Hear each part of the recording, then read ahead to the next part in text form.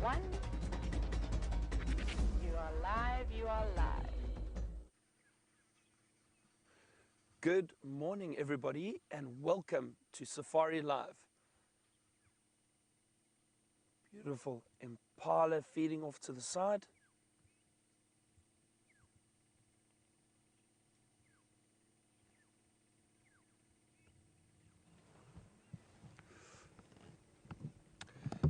My name is Byron, and with me on camera this morning I have Viam. Morning, Viam. And my colleague James and David on the other vehicle this morning. We have Lou and Chelsea in the FC, in the final control, the voices in my head. So they'll be speaking to us all morning. Again, a great welcome to you to Safari Live. A beautiful morning, 10 degrees Celsius, about 50 degrees Fahrenheit. So it's still quite cool. You can see I've got the gloves and the beanie and the scarf. We are situated in the Greater Kruger National Park, right up in the northeastern part of South Africa. We are on a game reserve called Djuma, and it is great to have you all with us. Don't forget, we are live, so please send us your questions via Twitter on #SafariLive or email us questions@wildearth.tv. We've got this beautiful herd of impala feeding off to the side just next to us, and the reason why they're all out in the open is for safety. They can find some food out here, and it's much easier to look for or keep an eye out for potential predators if they are out in the open. This is a bachelor herd. Viam and I just noticed that earlier. It's only males. That's not unusual. Often you'll find males together in these bachelor herds, and often the females stay together with females with a few dominant males perhaps within that herd until the rutting season. Then these males will challenge each other and try and set up a small territory that they may keep a group of females in that territory and mate with them. But through the rest of the year, they will mate, they will stay together like this in bachelor herds. The mating season or the rutting season is usually between April and May. And that's when the males will fight and they snort and they run around and they try and show off to attract females.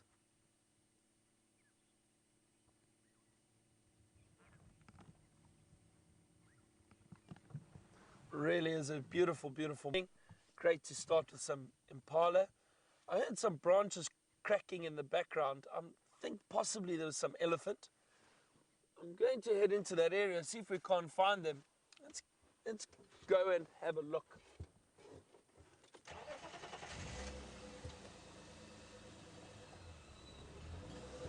I do see some fresh elephant dung along the road here and fresh tracks.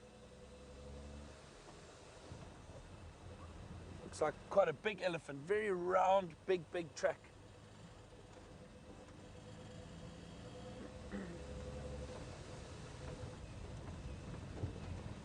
So James has gone to the south of Djuma this morning. He's working around an area looking for a female leopard.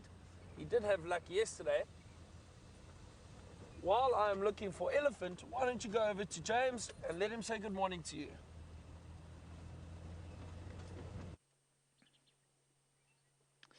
Good morning, and welcome to this part of the Sunrise Safari here on Djuma Private Game Reserve. There are some starlings. They are saying hello to you all. My name is James. I'm not a starling. I'm a human being, sort of. And David is on camera today. He's wearing gloves that I last wore when I had a BMX. That was when I was 6. Please do talk to us. We are live, as Byron is. We actually had a bearded woodpecker there. Unfortunately, it flew off because Byron was blethering on for so long as you came across to us. Hashtags of... 1 second. There are hyenas calling from way in the north.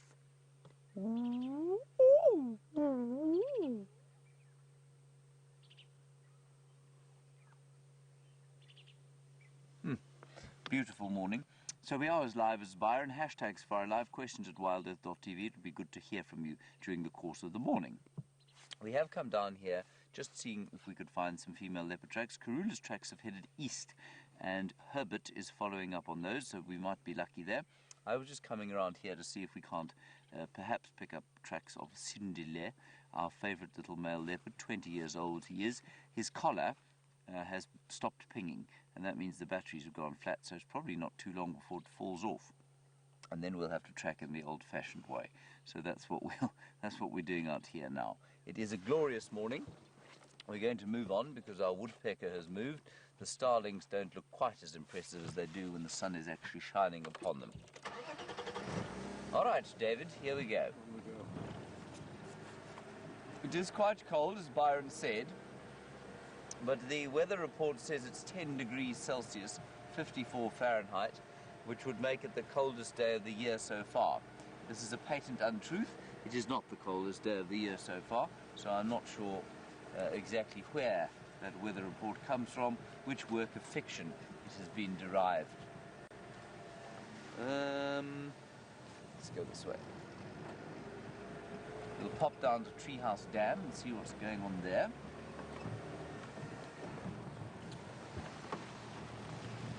Effluent tracks. The effluents have been all over the place at the moment, so with any luck that will continue into the sort of really dry season. And just look at the landscape now. Remember it, take a mental picture of things here, perhaps even take a screenshot. And in a month's or so's time, this golden sheen that covers the trees, largely the bush willow trees, which are the dominant species here, that will change, of course, because they will all just be sticks sticking out of the ground. All of the leaves will fall off them, and then it will look a little bit bleak unless you're quite used to this sort of landscape. And things will be a little tough for those who have chosen to live a life of herbivory. Some young franklins here. I'm going to stop at many different things this morning. Some little ones there on the ground, Davy, just fossicking around under the tree, because I just think that it's always worth stopping to listen in the mornings. Now those little ones, they're not fully adult, and they're still making, I don't know if you know the sound that day-old chicks make. I'm sure you've all seen those day-old chicks, those little yellow chickens, and that rather delightful sound they make, that sort of whistling sound that they make to each other. Well, franklins do exactly the same sort of thing. Just listen carefully.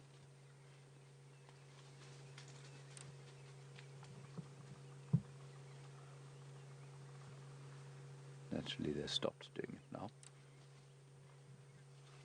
I don't know where, I think they seem to have left their parents now. They're just slightly smaller than adults. And the franklins, quite interestingly, in fact, and I don't really understand this, so I'm going to look it up right now. They had their clutches quite late. I mean, they've only just kind of, there were a few of them that had tiny little babies sort of 3 weeks ago. Now that's the middle of winter, and a franklin is ostensibly a seed eater and insect eater, so you'd expect it to have babies, I would have thought, during the summer months. Let's see what it has to say. Breeding, monogamous, solitary nester, males compete for mates, yes, blah, blah. Laying dates, October to March. That's interesting. So we've had some late ones. That's really interesting, actually. So it's supposed to be October to March that they give birth, which would make complete sense. That's when the rain is. There are insects and their seeds around. These ones around here, this is not the only clutch. Those franklins are probably about 3 weeks old. Okay, let's head across to Byron. He's got something large to have a look at.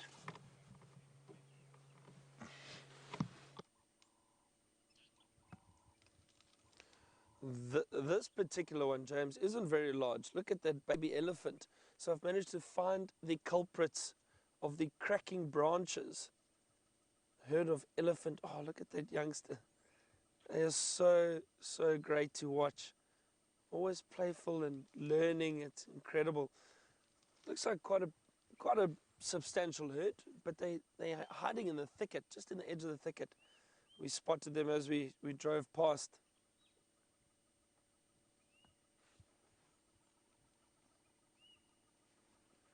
It's a very, very cute youngster.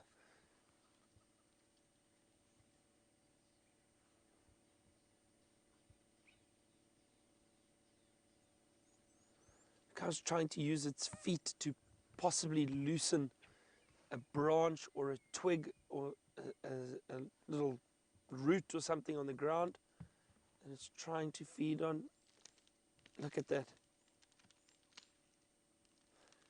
A youngster like that doesn't really know how to use its trunk very well, so it is still learning. It takes about 2 to 3 years for them to really work out how to use that trunk properly.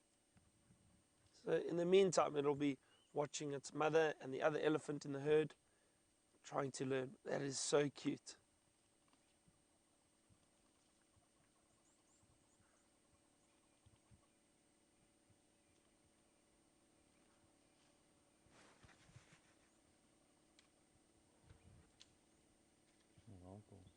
I'm trying to listen. It sounds like Veerman just sounded like we heard some alarm calls.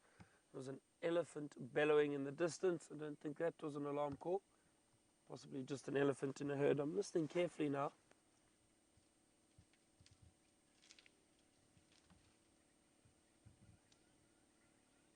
Heard 1 or 2 snorts from an impala.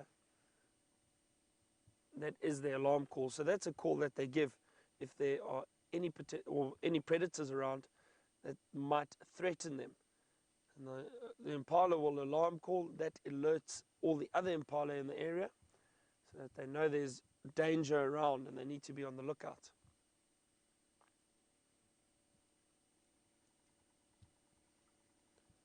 Don't hear it again. Don't think it was a serious alarm call. Great to watch this young elephant.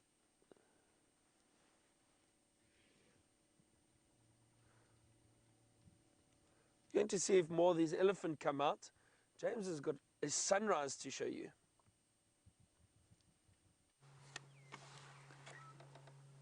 There we are, everybody. The great red orb that lights our world has just come up in the east. Now, it is a little bit south of east, and due east will probably be sort of a frame away from the left-hand side of your picture. I just thought we'd come and have a quick look at this before you go back to the elephants. Isn't that pretty? I've taken a rank average photograph of it already. It does move so very fast. See how it's going to go up over the top of those leaves. There it is. All right, let's go back to Byron and his elephants.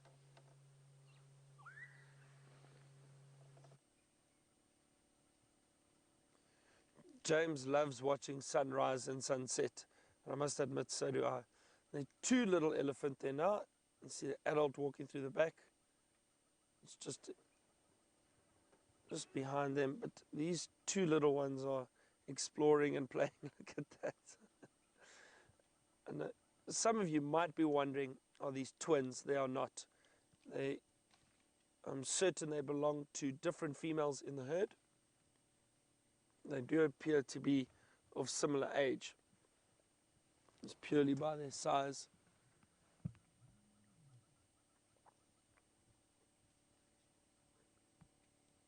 Just going to try reverse a little bit because there is a beautiful large female that's come out. Let's just see if we can show you. Hold on. But how wonderful is this? A great start. Herd of elephant. I love watching elephants. I can watch them for hours.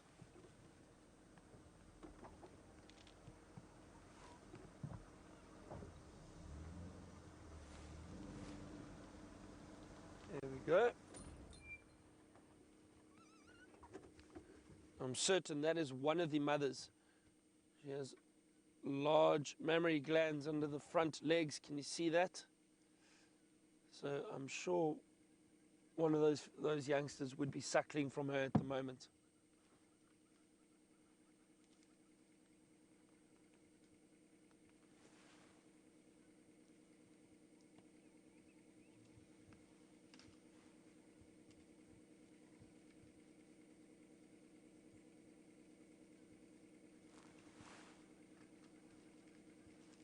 You're just reaching up with the trunk.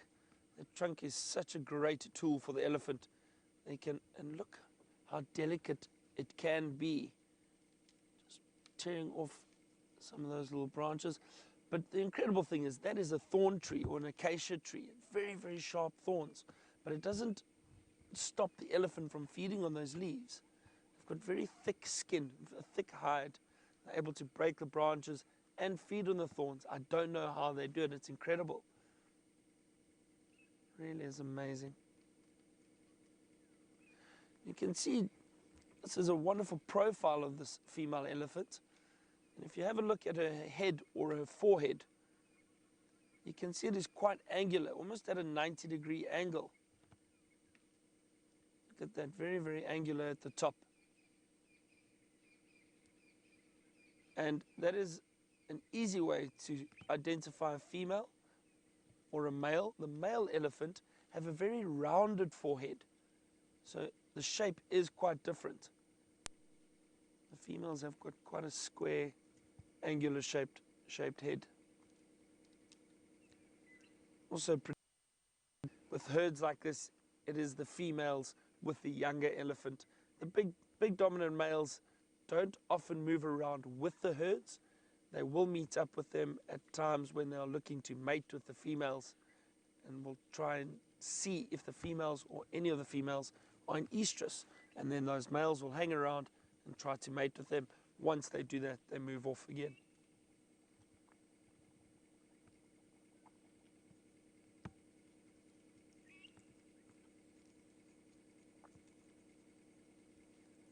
You can actually see those thorns. Look at that, those very, very sharp thorns, but that does not stop the elephant. They'll feed on just about anything. They've got a lot of molars and premolars in their mouth that grind down the plants or the trees that they're feeding on. But not a very efficient digestive system. They only absorb about 20 to 30% of all the food that they eat, or the nutrients from the food that they eat. And the rest is passed through in their dung. And that's why elephant dung is very, very coarse. A lot of plant material that hasn't been broken down properly. It's not an efficient digestive system, but it seems to work for the elephant. But they are bulk feeders. That is why they're constantly feeding. Obviously need a lot of fuel to keep large bodies like that going.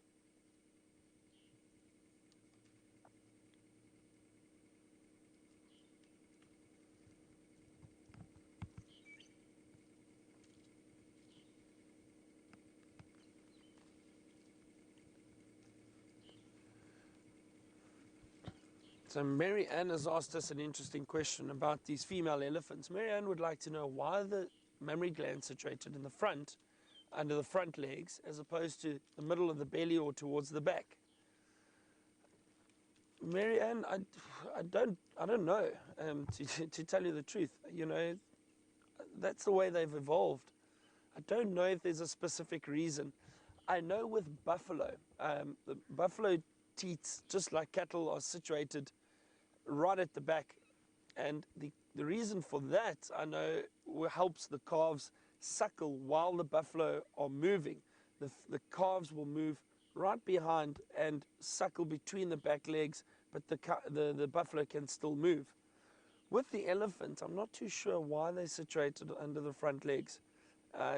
You know, often when they're standing in the feeding, standing and feeding, the calves will come up and suckle, but I don't know if it's got a specific reason to it, to tell you the truth. It's an interesting question, Marianne. You know, some of these questions and answers and research that has been done in the past, I think a lot of it's theory, and scientists do studies on it. I'm not too sure how much of it is actually proven.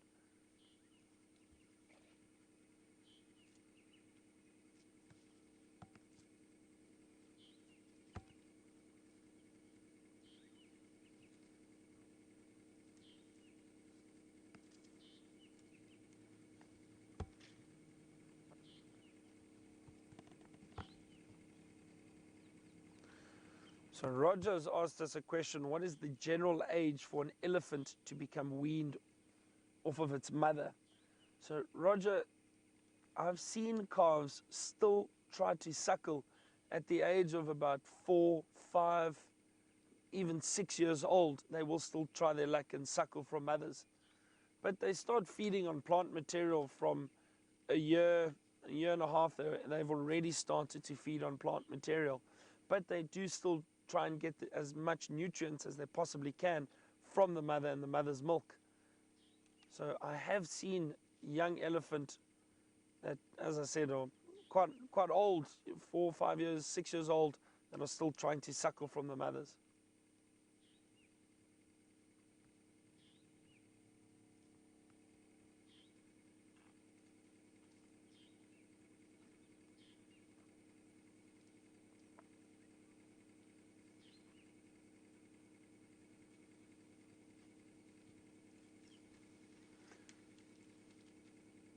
So Michael is asking, when an elephant has twins, what is the likelihood of both calves surviving? Michael, I have never seen elephant giving birth to twins or heard of it. And I'm trying to think if it does happen. My understanding is elephants only give birth to one calf. It's very difficult for an elephant to raise such a large calf and have another one. I haven't heard of a situation where twins are born.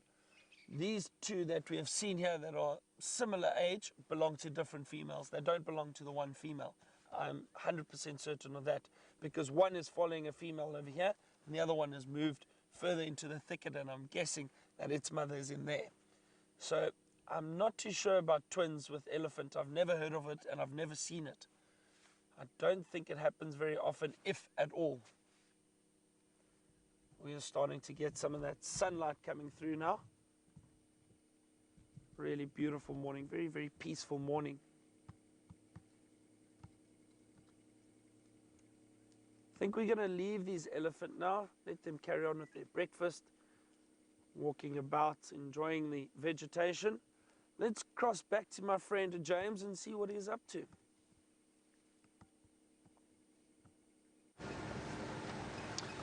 We found an impala, everybody, and then it went away into the bush. And other than that, we haven't seen one mammal. We will be lucky. I can feel it in my bones, though, don't worry. Now, we found various lion tracks. They are mostly of an age that you could probably call them fossils at this stage, so nothing worth following at this stage. Herbert, I have had no update from, so I can only assume this is tracking of Karula while it is continuing. It's not being particularly fruitful at this stage. Anyway, we live in hope. Now, what she did yesterday, if anyone's wondering, the Queen of Juma, our 12-year-old queen, Karula, she stashed her cubs about 300 meters, a quarter of a mile to the north of where we are now, in a tree, and they stayed there for the whole day, sleeping. And then, sometime during the night, she came back to fetch them. She took them out the tree, and she's walked off towards the rising sun. I think that probably happened in the early evening yesterday, and she's probably headed off to take them to the next thing that she's killed. That's generally how the movement works. But these ridiculous birds. Now, hornbills, these are yellow-billed hornbills, they love to sit in the first rays of the sun. You could just see the golden sun catching them there. Now watch them. Watch. I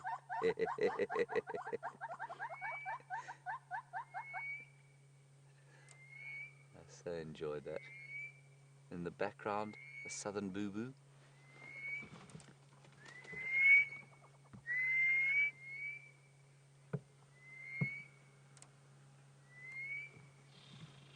So cool. Let's just listen to this while we wait for...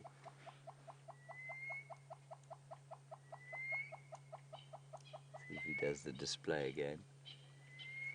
Mac's mum, you want to know if it's true or not that zebra and hornbills sometimes have the same call. Now, that might sound utterly outlandish to many of you, but Mac's mum, it absolutely is true. In the distance, if you hear a zebra calling, it does sound a little bit like, I think it's more the red-billed hornbill than the yellow-billed, but yes. And when zebra alarm call, they go, wah, wah, wah, wah, wah, wah, wah, wah.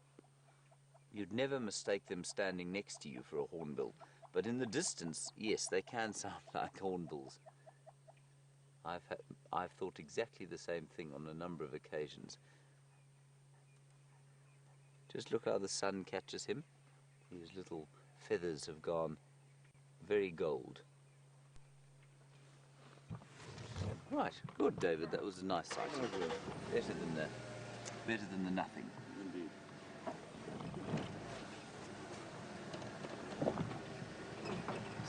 We're heading down towards Twin Dams Road now, which is a little chilly. Now, as I was saying, Karula's general modus operandi at this stage is to kill something, go and fetch the cubs, they share the kill for a while, and then she normally moves off from the kill site, stashes them somewhere else, and then she leaves them there and goes off and hunts again. It's quite interesting as to why she wouldn't leave them. For example, yesterday they were away from where they finished their kill the day before. So they had a duiker there, they killed it, or she killed it, the three of them ate it. She moved away from that area, stashed them in a tree, and she went off, I think, to hunt again, or for some lone time. She does definitely take lone time, which is obviously very important if you happen to be a solitary female leopard. And then she goes off and she'll fetch them, they'll kill again, or they'll eat again, and then she'll disappear off, or she'll take them away again, stash them somewhere, and walk off and have her lone time and kill again. And that's the rhythm of life at the moment in the leopard family. I wish we were spending a little bit more time with Shadow and her new little cub, but hopefully soon.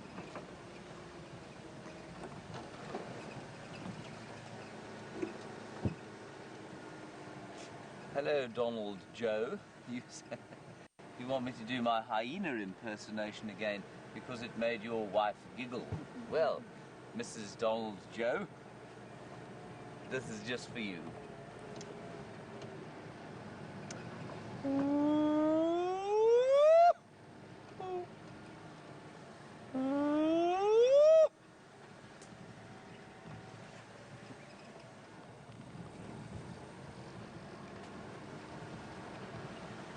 Thank you, Louise. Louise says it sounded just like a hyena.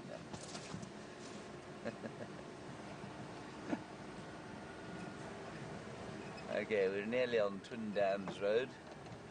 I haven't seen any tracks, but it fills me with confidence that Herbert is walking on them. Plenty of tracks of elephants around the place, as I said earlier. We'll just have a quick look here. Mainly because I need to get out of the car and try and warm up a bit.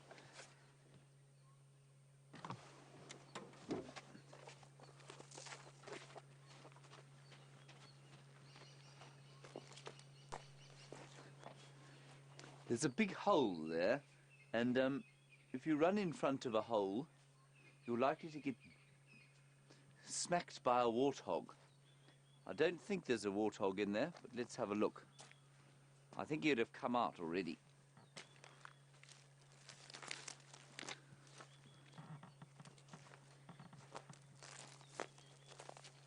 Hello? Hello? No, no warthogs in there. I can see that there are unfresh or some old tracks, possibly of porcupine going in and out of this burrow. But there's a stick here and a whole lot of leaf litter, so it's not very neatly kept. Now this grass is going to become a very, very precious commodity fairly soon. It's sitting on a termite mound. That means it's going to be nutritious, and although it's quite strawy and dry, look around. There's really not much left. So I think you'll find that this last bits of what we call Chlorus roxburgiana, or the feathered Chlorus, are going to be extremely important sources of forage as the dry season progresses. You can never be too sure.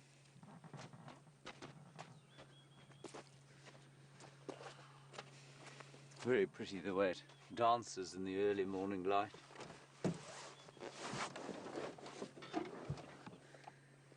Now I'm going to have to take my gloves off, David, to plug this thing back in.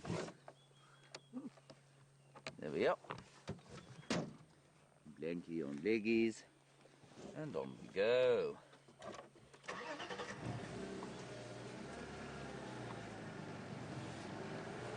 Right, let's head it back across to Byron, see if he's found anything other than his elephants.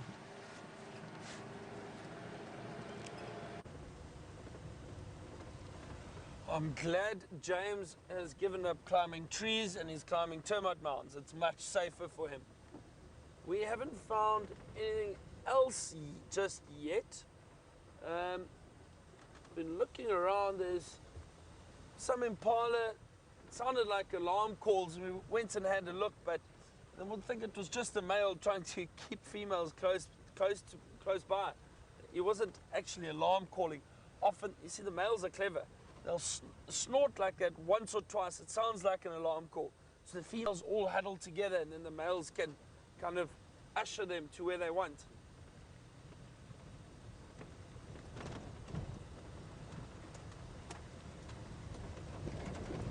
Ooh. Chilly in these dips, isn't it, Vim? Yeah. As you go lower down, all the cold air is still sitting there and it gets quite cold.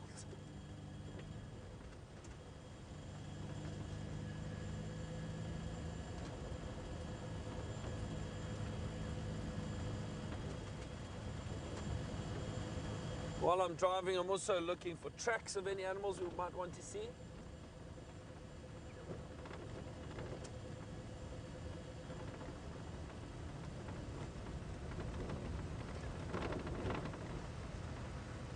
So Tim has asked us a question. Tim has asked, before Paul Kruger started the Kruger National Park and declared it a national park, Tim would like to know, did the animals that we see today, did they occur here naturally or were they introduced? No, they 100% occurred here naturally, Tim. All these animals were around. With the start of the national park, though, they were just better protected, but the animals have always been here. You see something of him? A zebra. Zebra. There are a number of game reserves, Tim, throughout South Africa that have been started fairly recently, and animals have been reintroduced into areas. Oh, there's some just off to the right, just rolling forward a little bit. Oh, beautiful zebra.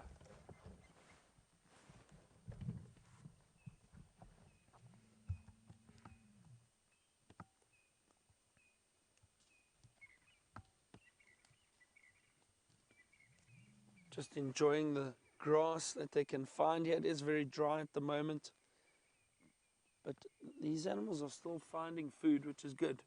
It's very, very good. So Tim, as I was saying, there are a number of game reserves throughout South Africa, Southern Africa, that basically reclaimed old farmlands. So what's happened is the farmers have moved out and conservationists have moved in. And they've tried to re-establish the area and reintroduce wildlife that may have been found there before the farming.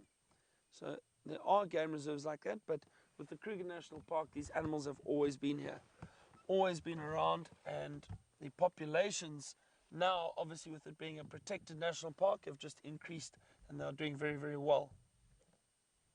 Zebra just moving off.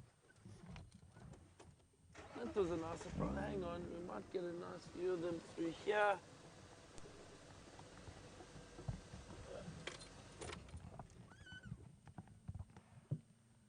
We're sitting with the zebra, but James has finally found us something. Let's see what he's got.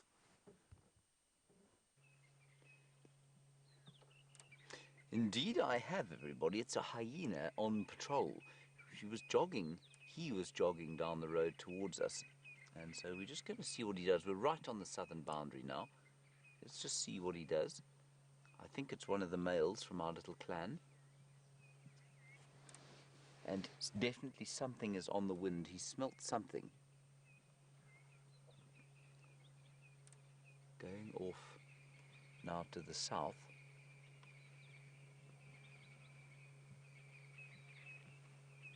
I don't know where exactly he's going. There he goes.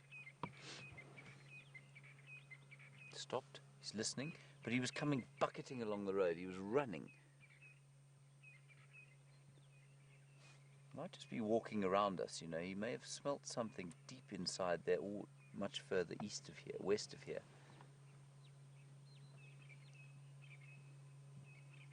His ears are up. Now he'll walk like that and jog for forever, basically. They've got an amazing stamina.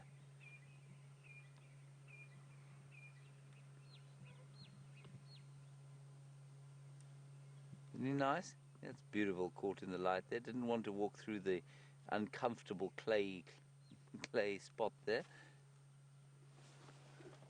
I'm going to turn around, everyone. There's a bit of noise behind us. I don't know what it is. It might be something. We'll go sort of parallel with him. See if we don't spot anything. Maybe the stick sliders brought their babies across here. That hyena will be in a dreadful amount of trouble if he walks into the stick sliders and their babies. You know, they're very out here.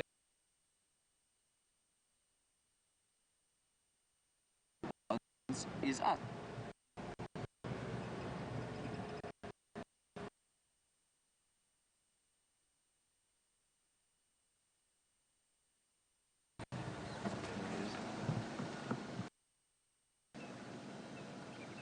Gone.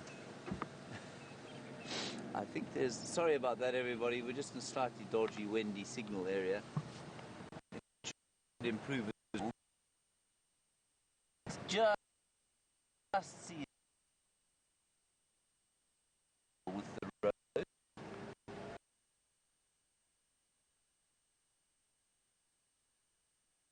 There, if you like. Such fun to walk on this time of the year. You can find these trails.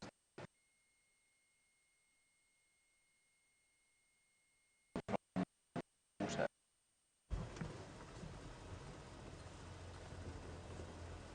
Great, so James had a hyena. That's fantastic. I'm actually on my way towards the hyena den to see if we can't get a glimpse of those cubs. I haven't seen them yet. They've been hiding every time we've got there. But we're not too far from them. Viam and I would like to go and have a look, see if we can't find some cubs for you. Hyena cubs.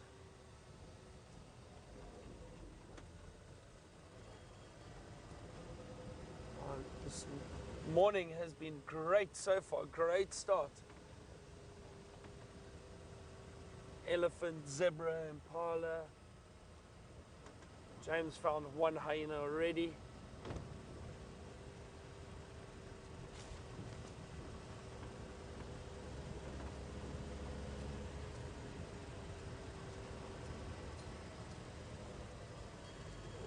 It's nice to just drive quietly and listen and scan and see what you can hear or can find.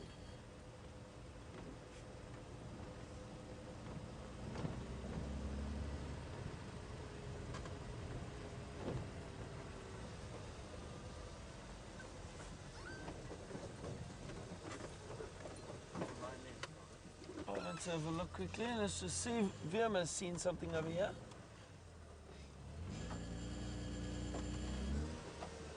You jump off quickly and have a look. Stay with us, everyone. Let's see what we got.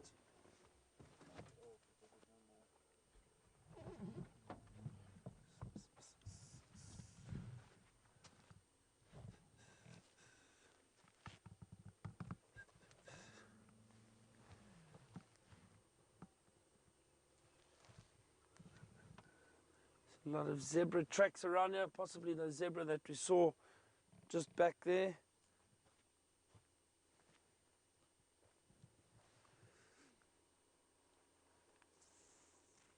See this one?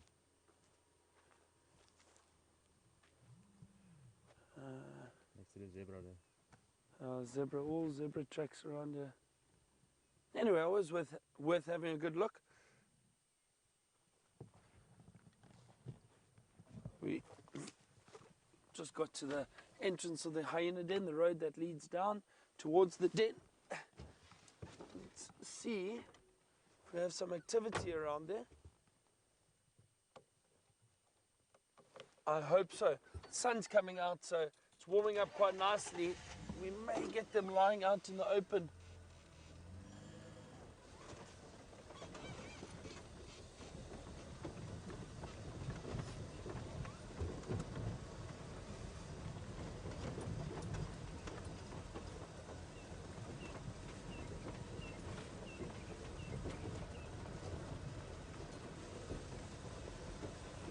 So Ellie from Indiana has asked me what my next adventure is after I leave Safari Live. Ellie, thank you for asking. Good morning to you. Ellie, I am heading off to Londolozi, which is south of here. I am taking a safari down there for a few days. Guests that have booked through me and asked me to guide them. Taking them there on safari for about a week, which is going to be really nice too. A lot of impala around here, which is interesting because we are right at the hyena den. So I don't think the hyena will be out.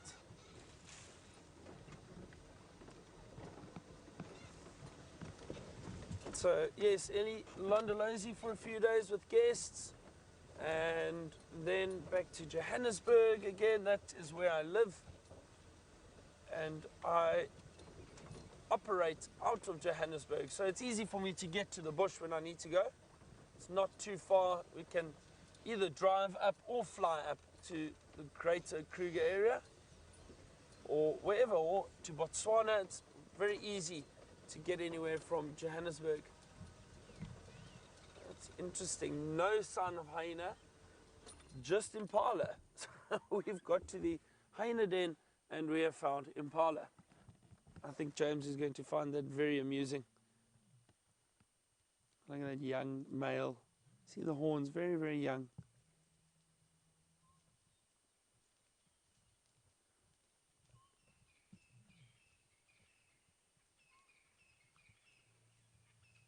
But Ellie, getting back to your question, I'm sure I will be coming back to Safari Live sometime soon.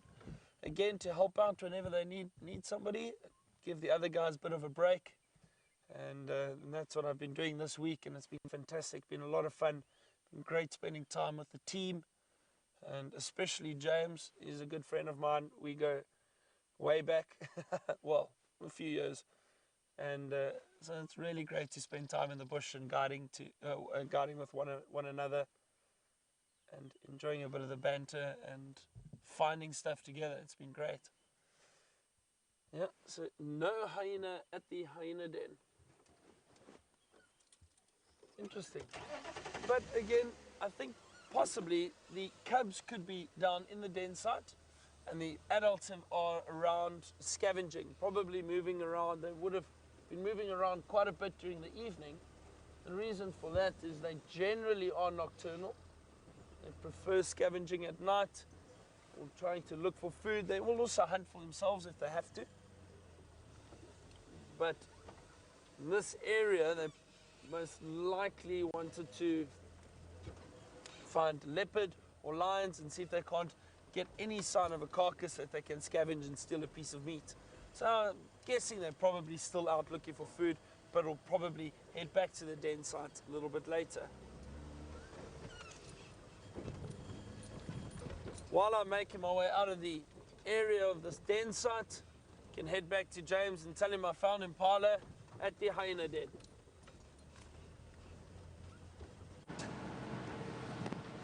Woo! Impala at the hyena den.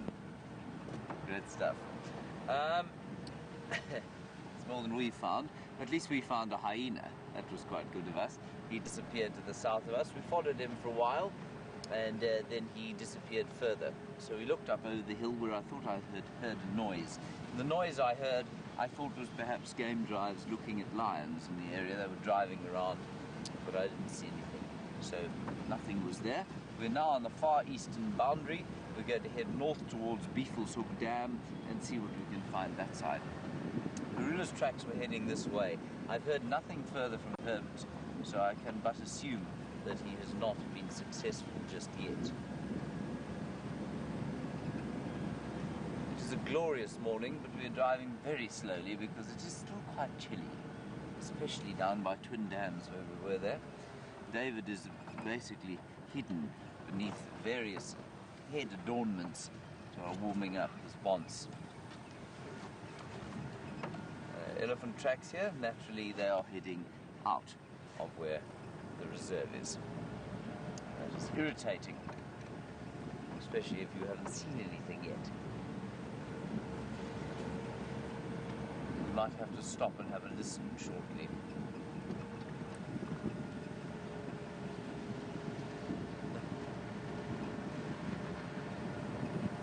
Let's stop and have a listen, everybody. When in doubt, stop and have a listen.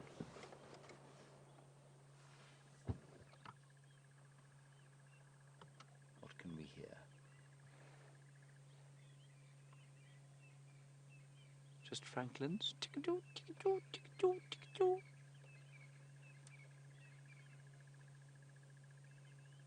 You can also hear a few white-browed scrub robins, a couple of red-faced mouse birds going tick-a-doo, tick-a-doo, tick-a-doo. Beautiful. It is so nice when the first sun rays touch your face, I have to tell you. There's some waterbuck up ahead. Let's go and have a quick look at them. I think they've headed off into the bushes though. Yes.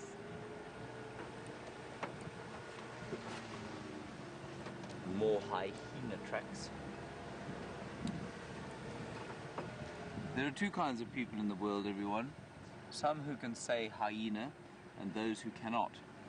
Now, the word hyena, that's how you're supposed to say it, has only got one H in it, and that is the first word of the first letter of the word.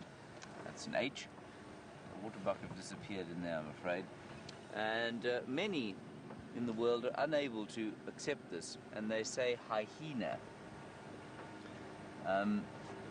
But why that should be the case, I don't really know. So you need to decide which person, what kind of a person you are. Are you a hyena or are you a hyena? And are you able to say hyena?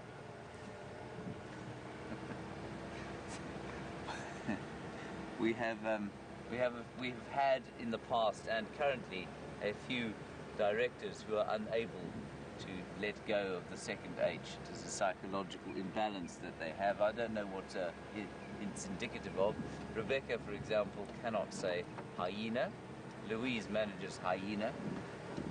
Tara Dales, who many of you will remember, who's now working in Johannesburg, she used to say hyena. She was unable, despite her very large intellect, to say hyena. David, say it? Hyena. There we go. Dave is one of the correct school. Hyena. No. Hyena. Hyena. No, there's no H in it, Rebecca. Okay. Hyena. No! That's basically what we talk about in camp all day.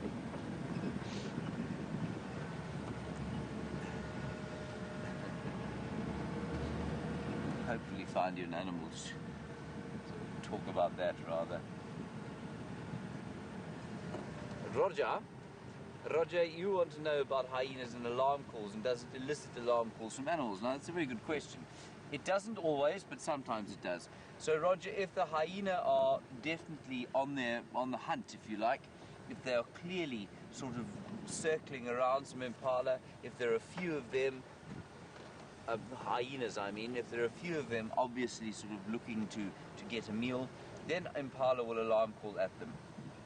Often not very enthusiastically, often they'll just give a sort of half-hearted snort or two, but if it's very clear that the hyena are hunting, then they will. Sometimes if it's a lone hyena like that male we saw there, they might just look up, just check what's going on and then carry on with their eating. This is the impala. So yeah, sometimes they do, sometimes they don't. Wild dogs, they don't bother, they just run away as fast as they can. Leopard, lion, they will absolutely alarm call. Things like big pythons as well, that makes impala shout and alarm call. But it's leopards and lions largely that make the animals out here alarm call. Sometimes hyena, but it's just not that frequent. It's very obvious when a hyena is hunting and when it is just sort of running from one place to scavenge to the next. That hyena we saw there was very clearly on his way to find something to steal. He'd heard or smelt something in the wind. All right, I'm going to not talk about hyenas any further. We're hopefully going to find an animal to show you. While we do that, let's go and find out what Byron has been doing off the car.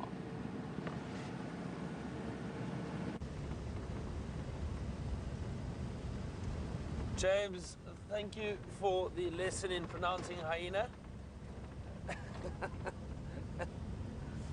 We are in search of the other den site. VM has told me there were one or two other hyena den sites around that have been used in the past, so we just want to go have a look. Very curious to see, maybe there is a little bit of activity around there.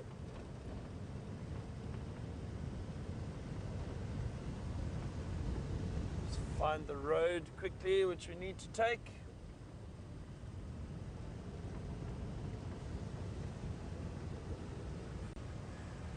There we go.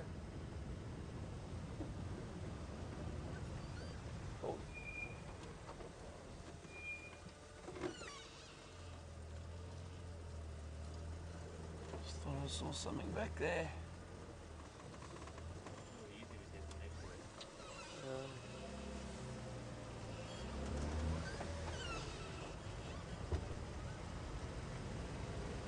What a great morning.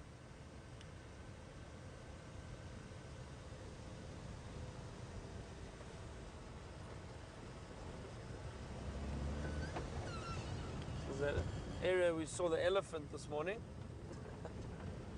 Seem to have moved off.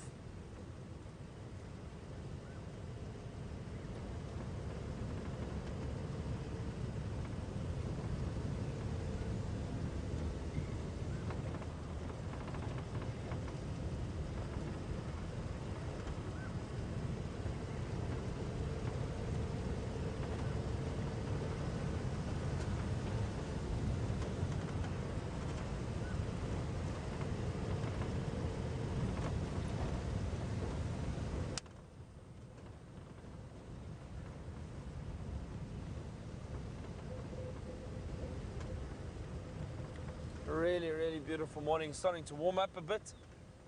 Maybe the gloves will get taken off soon.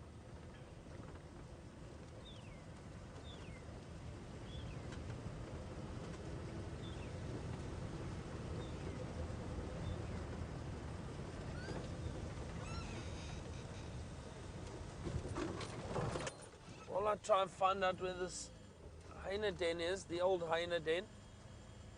James has got a bird around, I think.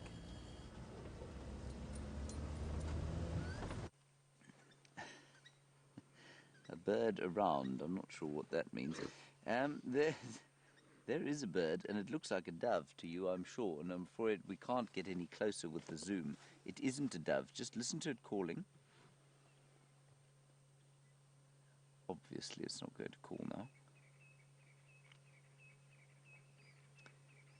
If it starts calling again, I'll shut up. It's a shikra. There.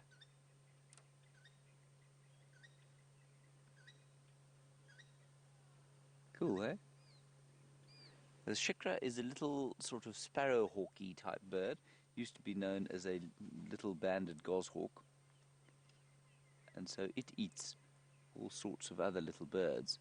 And it's obviously territorially marking there. And that's not the most impressive shot of a shikra. But they do have the most beautiful red eyes. Now remember I said to you it's always a good idea to stop and listen. Well, that has just borne some fruit for us, because on the right-hand side of the car is an elephant. Unfortunately, it is in Torchwood, so we cannot get any closer to it. But can you see it there, Dave? There is the elephant. Oh, they're shouting at each other. It's a whole herd in there.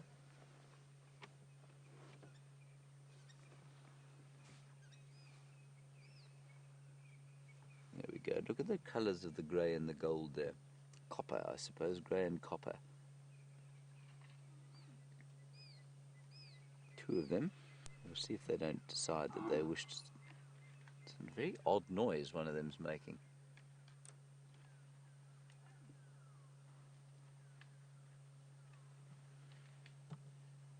Very strange, actually.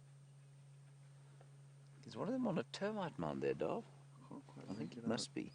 See how high up he is? I don't think he's that massive. I think he's on a termite mound.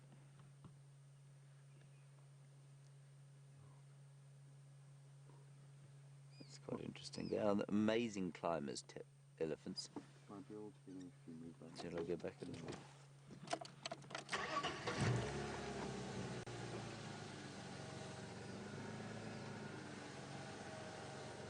Say when. Oh, yes, he is. He's right on top of a termite mound. Look at that.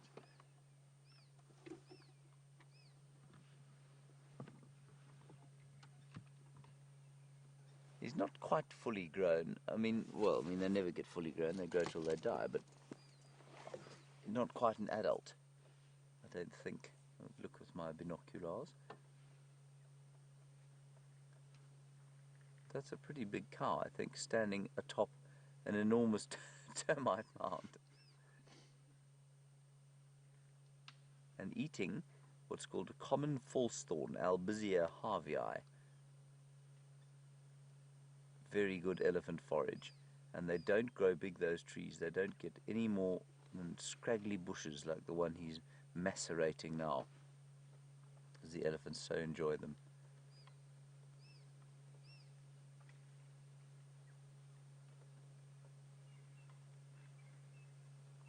I think she's very heavily pregnant.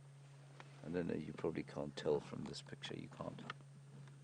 I can see with my binoculars she's got quite a severe bump at her rear end. She will probably climb down off the termite mound and reveal herself to be a he, but as far as I can tell from here, that's what's going on there. Hungry, David? David's stomach is making very loud grumbling noises. Thanks, James. Mine will begin shortly. There's another elephant climbing up to the top of the mound now. Look at that. It's a young one trying to suckle, so it's definitely a female. Much too old to be suckling. And look, you know what he's doing? That young one is also biting the soil there. Hello, shiny. That could be interpreted in 100 different ways. Shiny. Louise, please give us the spelling of that. Shiny, you want to know... S-H-Y-N-E-E. Okay, this is shiny, yeah. Shiny, you want to know about whether or not elephants will allo-suckle, i.e. will they suckle each other's youngsters. They can. It's not necessarily something they choose to do particularly frequently, but they do it. And certainly if the elephant calf is orphaned, then another cow will take over and nurse the young one. So there is an element of allo-suckling. I don't think it's quite as frequent or as ubiquitous as it is with lions. Lions do it all the time.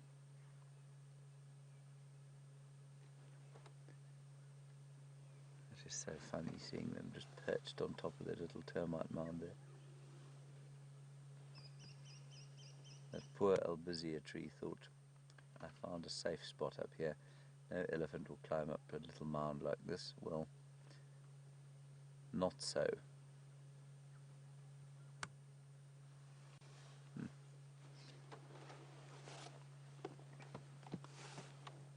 Alrighty, well, I think we'll leave these elephants.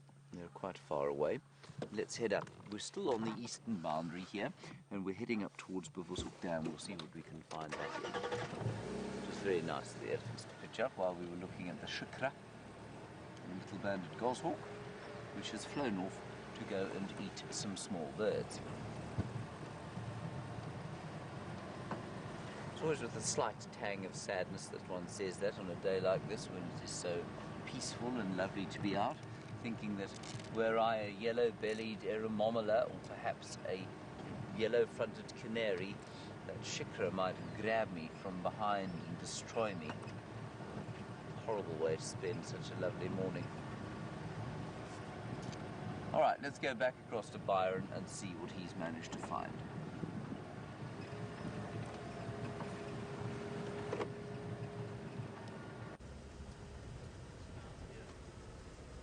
So I haven't found anything yet, James, but I'm looking just to get my bearings. We here where this old den site was. Let's have a look. Just try and get in here quickly. The old hyena den site.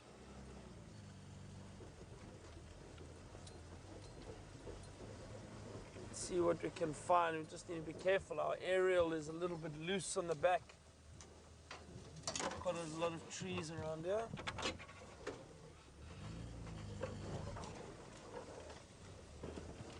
Was it this one right here, Viam?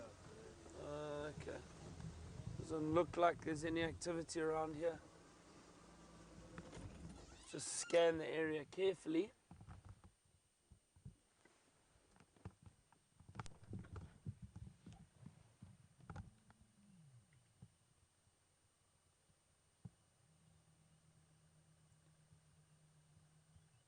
No, I don't see anything. But it was just worth coming to have a look. You never know. They could move between den sites.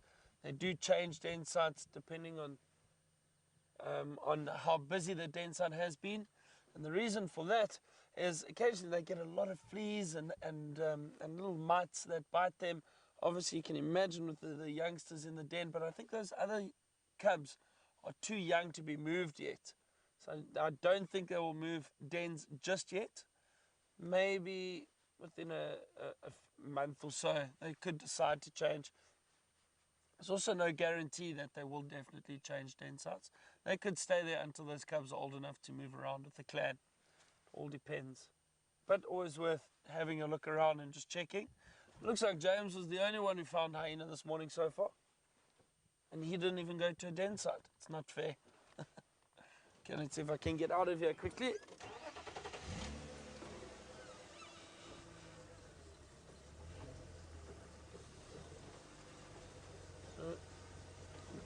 James has suggested I try the den side of a road called Gallagher.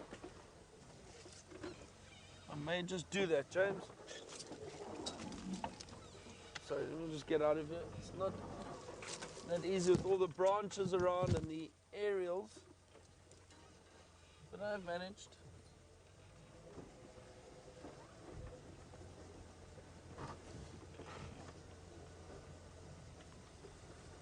There are some hyena tracks around here, but there's no sign of the actual hyena.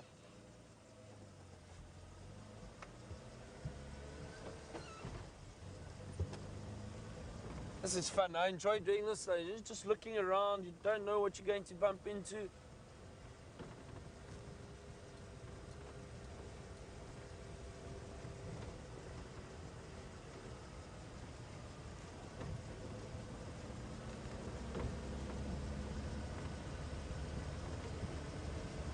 So Nick from Michigan has asked us if elephant ever harass or kill hyena.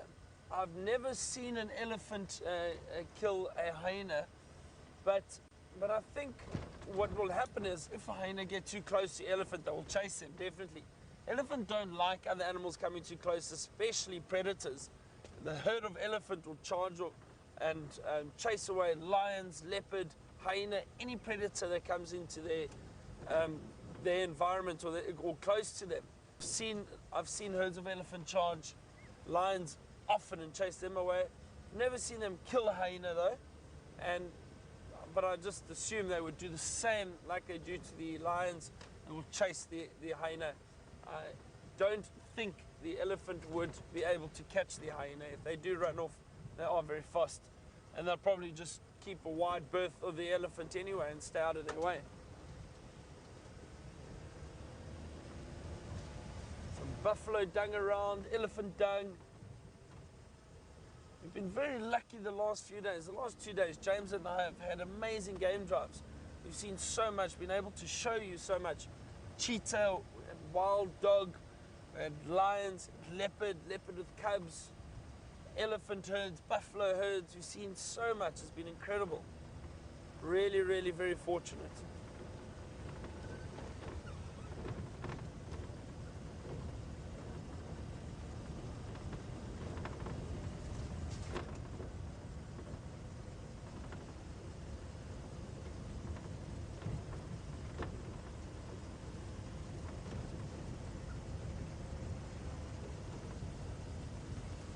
Siberian Memory would like to know what other animals are on my bucket list, animals I would still like to see.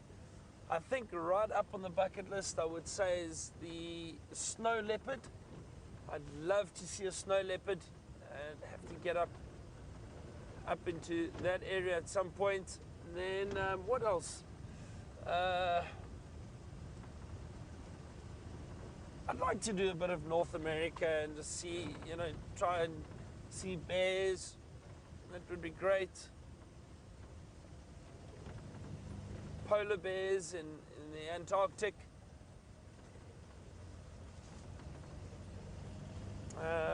What else? And jaguars in the Pantanal, or in South America.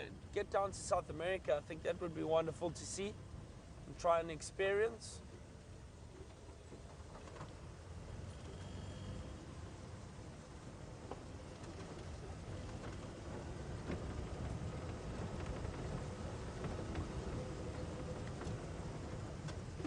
Saw some lion tracks this morning earlier, but they weren't fresh tracks. They were about a day old at least. I think it was the lionesses that we had a day or two ago, 2 days ago. We had the lionesses. They was it yesterday morning? No, it wasn't yesterday morning. The day before. The days all roll into 1 year. The day before, we had the lions on a kill right outside, or very close to camp, and those lionesses were chased off by 2 males.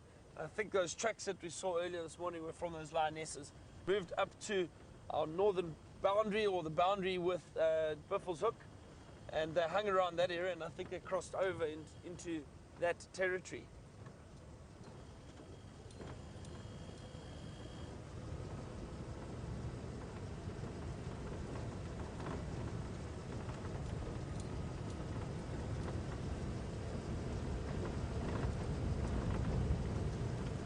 Scanning carefully through the thickets while we're driving. I always think, while we're speaking, we possibly miss quite a lot. Not looking carefully enough. I mean, if a lion or a leopard was lying down in the long grass, or not, there's no long grass at the moment, but even just lying under a tree, very difficult to see them, and I don't think we would be able to if you're driving too quickly.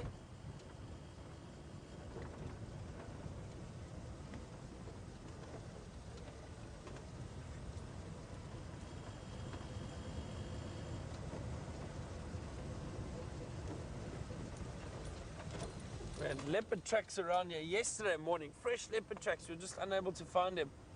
We drove along this road, there were no tracks, and we came back a little bit late in the morning, and the tracks were on top of our vehicle tracks, and we headed straight past camp, but nobody saw the leopard. Yeah, I think those are the tracks that we saw. Yeah, those are the tracks from yesterday. Followed them all along that road. It's amazing how they can just disappear if they want to. A leopard, in my experience in tracking and following leopard, if they do not want to be seen, you are not going to see them. They can disappear in seconds. They're amazing.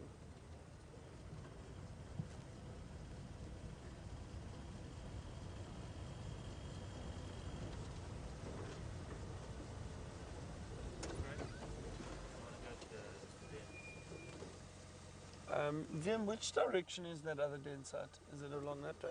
Okay. Getting directions from Vim. He knows the area a bit better than me. He's been here longer than me. So Brian has asked us a question: do male leopards live longer than female leopards? Brian, no. Generally not. Generally not. Generally, female leopards will live longer than males. The average lifespan is between, I'd say, 15 and 17 years for a female leopard. For a male leopard, it's probably around 12 to 15 years. They're similar, but generally females do live a lot longer. The thing is, often what happens is when dominant male leopards, when they become old, they will get challenged by other male leopards for their territory. And often what happens is they get into fights, and those fights could injure them quite badly, and they may die from that. So the life expectancy of a male leopard is far less than a female leopard.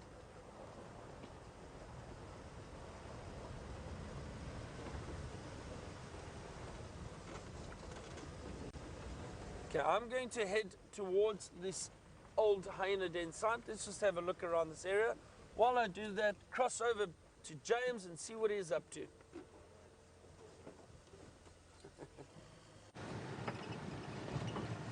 I'm intrigued by the whereabouts of the hyenas, I must say. Like I said earlier, or a little while back, I think you'll find that that low-ranking female went to that den site simply because it was away from the other dominants, and the others are probably still, unfortunately, on some Mbambili. So maybe those cubs, she's decided, are old enough to take to the central den now, and maybe that's what she's done. Anyway, we found some relatively fresh male leopard tracks coming down this way, so we're just going to go towards Buffelshoek Dam and see if he hasn't popped out there. He did go down into the drainage line to the left of where your screen, and it's not possible to get a vehicle in there at all, so it was almost pointless going down there. But I don't think the tracks were from early this morning. I think they were from last night sometime, so he would have walked quite far. It was very clearly a territorial marking that he was doing. He left an enormous pile of dung on the road, which was very nice of him. Very obvious that he'd been there, so he was definitely marking territory. Quite possibly Tingana, our dominant male leopard. Otherwise, David and I have seen nothing. Not one mammal. We just had reports from Cheetah Plains, from Andrew and Mike, who are sounding increasingly desperate on the radio. They too have found nothing. Aubrey doesn't seem to be out today. I can't raise Herbert on the radio, so everything seems to be well and truly asleep this morning. Oh. What is that, David? Is that the male leopard again? Let me just have a look here, everybody. He may have been to the dam and turned round. In which case, no, that's a lioness. This be a lioness. She'd be going that way.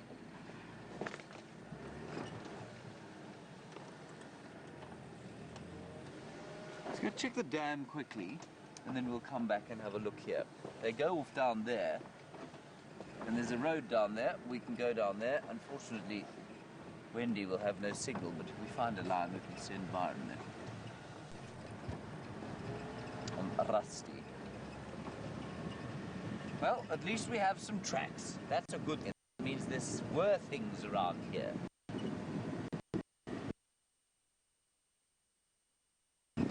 Shamsan, nice question from you. Was that hold of speaking? Shamsan,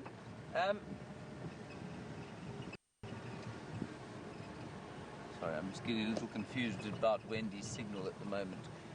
Shamsan, a good one for me about tracking. You say if animals run, do they leave less obvious tracks? It depends entirely on the substrate that they run on. So if they run through sand or sort of obviously soft soil, no, they don't leave less sign at all. They actually leave more obvious signs because they spray soil out. The tracks are less distinct, but they're very definitely clear and very obvious. Obviously, they land more heavily when they're running. On rocky ground or on rockier ground, harder ground, it can be more difficult to see the tracks because the tracks are further apart. They're spaced further apart, which makes it a little difficult to work out what was going on. It's quite nice. Now, we know that there's a lioness around here that's got cubs, so we might be very lucky with that. But that, I think, would be tempting fate too much on a day like today, when the top sighting we've had has been of a shikra sitting in a tree disguising itself as a dove. I suppose we did have a hyena as well, and an elephant.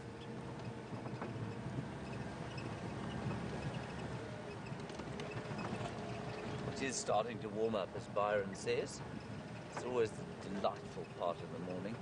But I've got to tell you, just to sit and be silent for a while is the best healing balm on a day like today. Still awake, David? Oh, yes. David is still awake, everybody. It's lucky.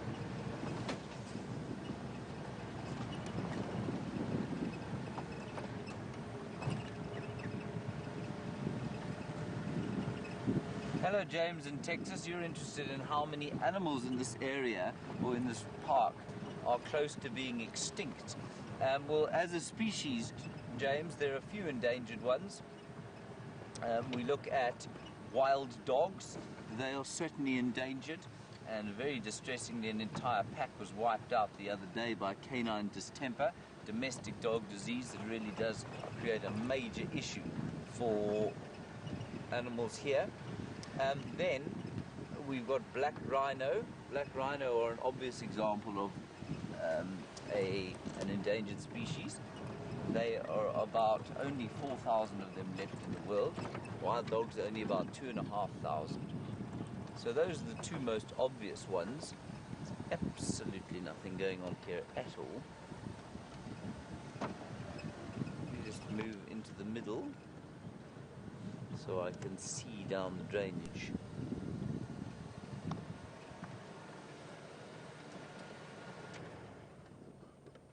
There we are. We'll just catch the morning breeze. So this is Buffelshoek Dam, of course. The hippopotamus is not here. The sun is shining very brightly off the surface of the water. James, I think those are the two most obvious ones. There are a number of birds, like the ground hornbill that is endangered. Enormous turkey-like blackbird. And I'm trying to think of any other mammals. I don't think there are any mammals that are endangered. There are many that are threatened, though. Lions, leopards, cheetah, elephants now, white rhino, all threatened. Because we as human beings are too idiotic to see their intrinsic value. Beautiful little scene, I must say, very peaceful indeed. Those are Egyptian geese you're looking at there.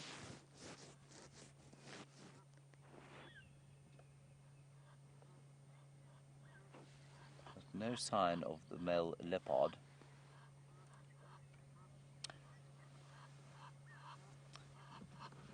Joey, you're wondering about yellow-billed storks and whether we've ever seen them at Djuma. We have, you know, we've actually seen them at this dam. I'll show you a picture, everybody, of a yellow-billed stork. There aren't any at the moment, and they're certainly migratory as far as I remember. Joey, that's quite an interesting bird question that you've asked there. I'm wondering if you've ever been out here, and if not, it's probably about time that you organise a trip.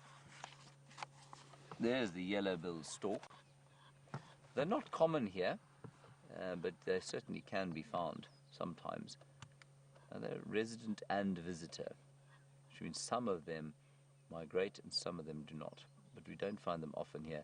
They're like wetter areas, basically. Floodplains, large rivers, estuaries and lakes, rather than small dams in the middle of fairly semi-arid areas. But in good rain years, you'll definitely see them. And I seem to remember we had one or two here at Buffelshoek Dam during the rainy season last year, which wasn't very rainy at all.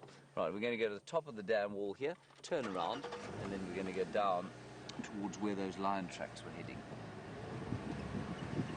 They'll probably converge on the leopard tracks. The two of them will be lying very comfortably next to each other, sharing their breakfast, cubs playing all over the place. It's definitely what's going to happen. Watch this. Here we go, Dave. You ready for that? Yes. I am too. I'm deeply ready for any kind of action. Shall we go down the lower road? Let's try the lower road. The dam wall may collapse underneath us, in which case, you know, it's been a good time, thanks. Now, we don't lose signal here anymore, of course. We used to lose signal because we'd go down through the drainage and up the other side. Now, of course, there's a wall that would undoubtedly stop Noah's flood, and so that is no longer a problem for us.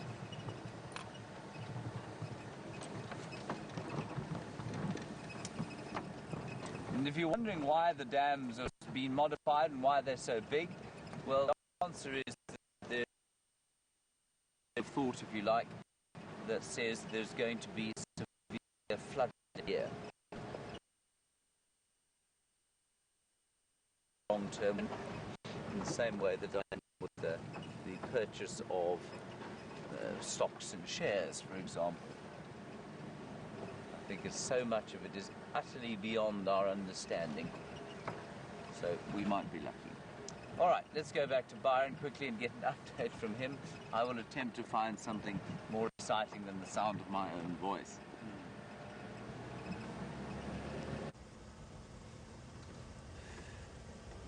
Thank you, James. Yes, I hope you have some luck too. We haven't had any luck yet.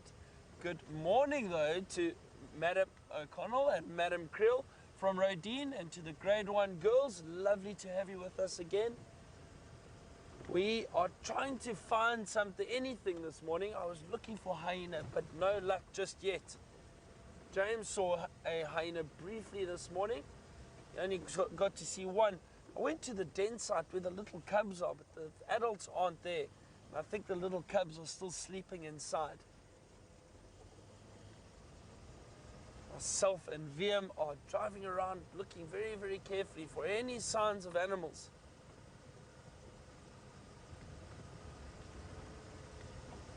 So glad you young girls get to go on a game drive with us so early in the morning. Hopefully we'll find something interesting to show you. Don't forget to ask your teachers to send us the questions that you might have. Such a beautiful tree in front of us.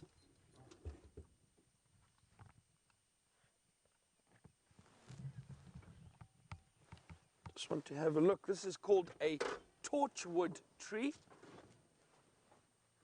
I want to see if I can find a seed. I don't think I will be able to. It's very dry at the moment.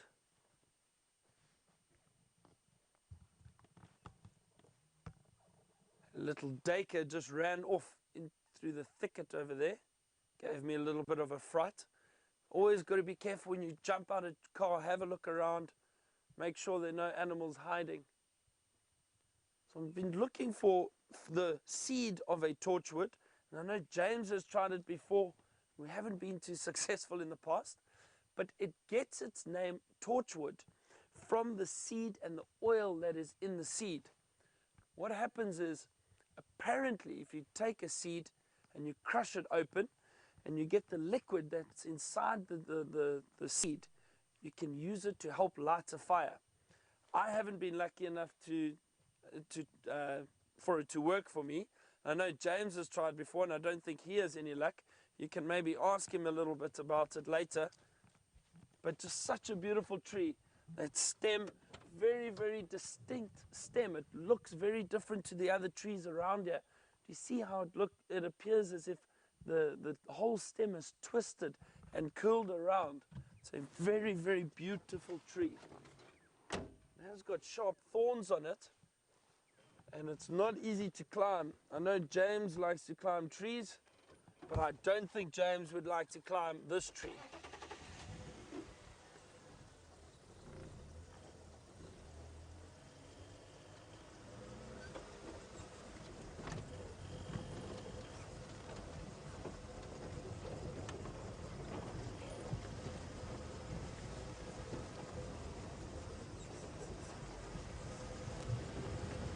Come on, VM, we need some luck now. We need to find something. I've got a good feeling.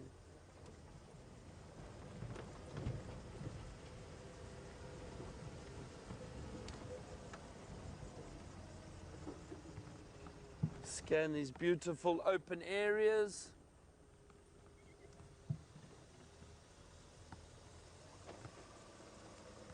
Alyssa has asked us, are there any hippos around?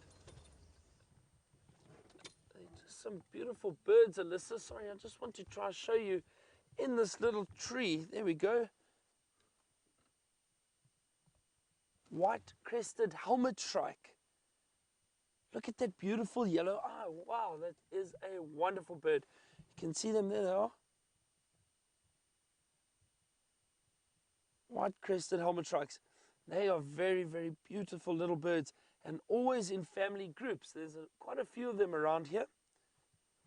Look at the light on that beautiful bird. Oh, fantastic.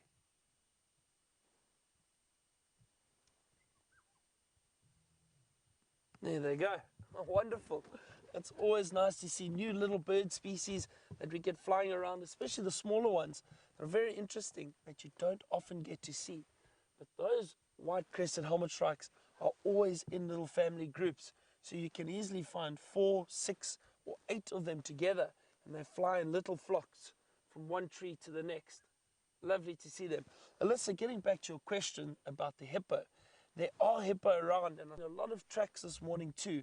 The hippo move around and they eat grass during the evenings. Then, usually what they do is they return back to the water during the day. Now, James is at Buffelshoek Dam and he's been looking around for any sign of animals around there. But he can't seem to find a hippo.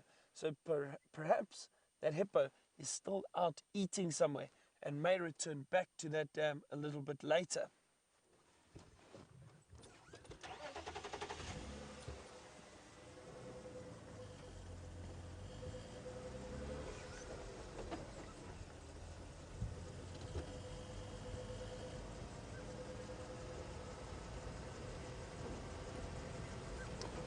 So Sasha has asked us a very interesting question. Sasha would like to know, do the hyena hunt for themselves or do they only steal food from other predators? So Sasha, the hyena definitely do hunt for themselves. They have to. Otherwise they're not going to eat that often. We don't often get to see them hunting though, and we generally only see hyena when they are stealing or trying to steal food from other predators like leopard and lion. But, oh, I see a warthog. Oh, I hope he stays standing for us. Hold on a second. Let me try to show you. Where has he gone? I think he has run off. There he is. Wait. I can still just see him. There we go, let's see. There he goes. Did you see that little tail pop up as he ran off? So the warthog, whenever they run, they stick their tail up in the air and they run off very quickly. Now, the theory behind that is that the warthog use their tails to see each other in the long grass, and they follow the tail so they can see the tail, and then they'll follow each other away from danger. So whenever they run, they stick the tail up and they run very, very quickly. An old Shangaan friend of mine who is a tracker in this area used to tell a funny story. He would say that when the warthog run away from something, they run so fast that they squint their eyes. You know, if you get wind blowing in your face and you squint your eyes a little bit, and they run so fast that they squint their eyes because the wind is blowing in their face. But because their skin is so tight, that when they squint their eyes, the skin pulls really tight and makes the tail go up. But that's not the case. That's not the case at all.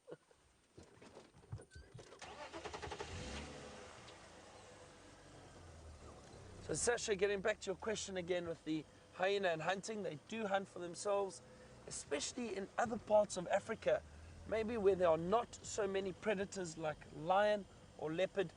They will hunt just as much as those animals. But in this area, there's lots of lions, there's lots of leopards, so it's easier for them to try and steal food from those animals. But you are right, they do hunt for themselves.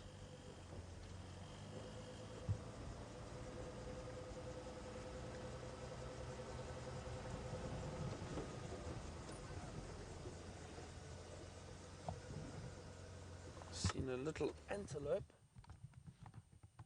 and it is running off. There we go. Look at that, a beautiful little steenbok. Very, very small antelope. Look how difficult that is to see. Oh, look here, there's a hornbill. And it's got a worm. Look at that, everybody. It's got a caterpillar. Well-spotted VM. You saw the hornbill. There's a beautiful yellow-billed hornbill. But look at that. Oh, and it's finished. Just as quickly as that. See, it was using its beak, that very long yellow beak, to hit the caterpillar on the stick or on the tree, and that is to kill the worm or the caterpillar, and then just open its beak and throw it down the hatch. Nice bit of breakfast for the hornbill. And off it goes. Wow, that was amazing. That was really great. Fantastic to see how different animals need to get food. We're speaking about hyena, how they steal food from other animals or they hunt, and then a hornbill caught a caterpillar right next to us. That is really, really special.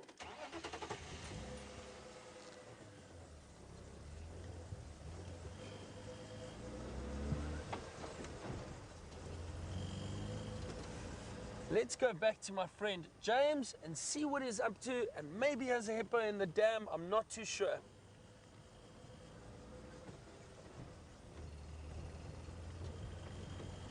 Good morning, the little girls of Madam Creel and Madam McConnell's class this morning. I hope you're all very well, and a special welcome to Krithika Patha, whose father is a very good friend of mine. Krithika, thank you for your message last night. I hope that you're enjoying our little safari this morning. Now, one of the things that you must never do, of course, in the wilderness is touch too much poo.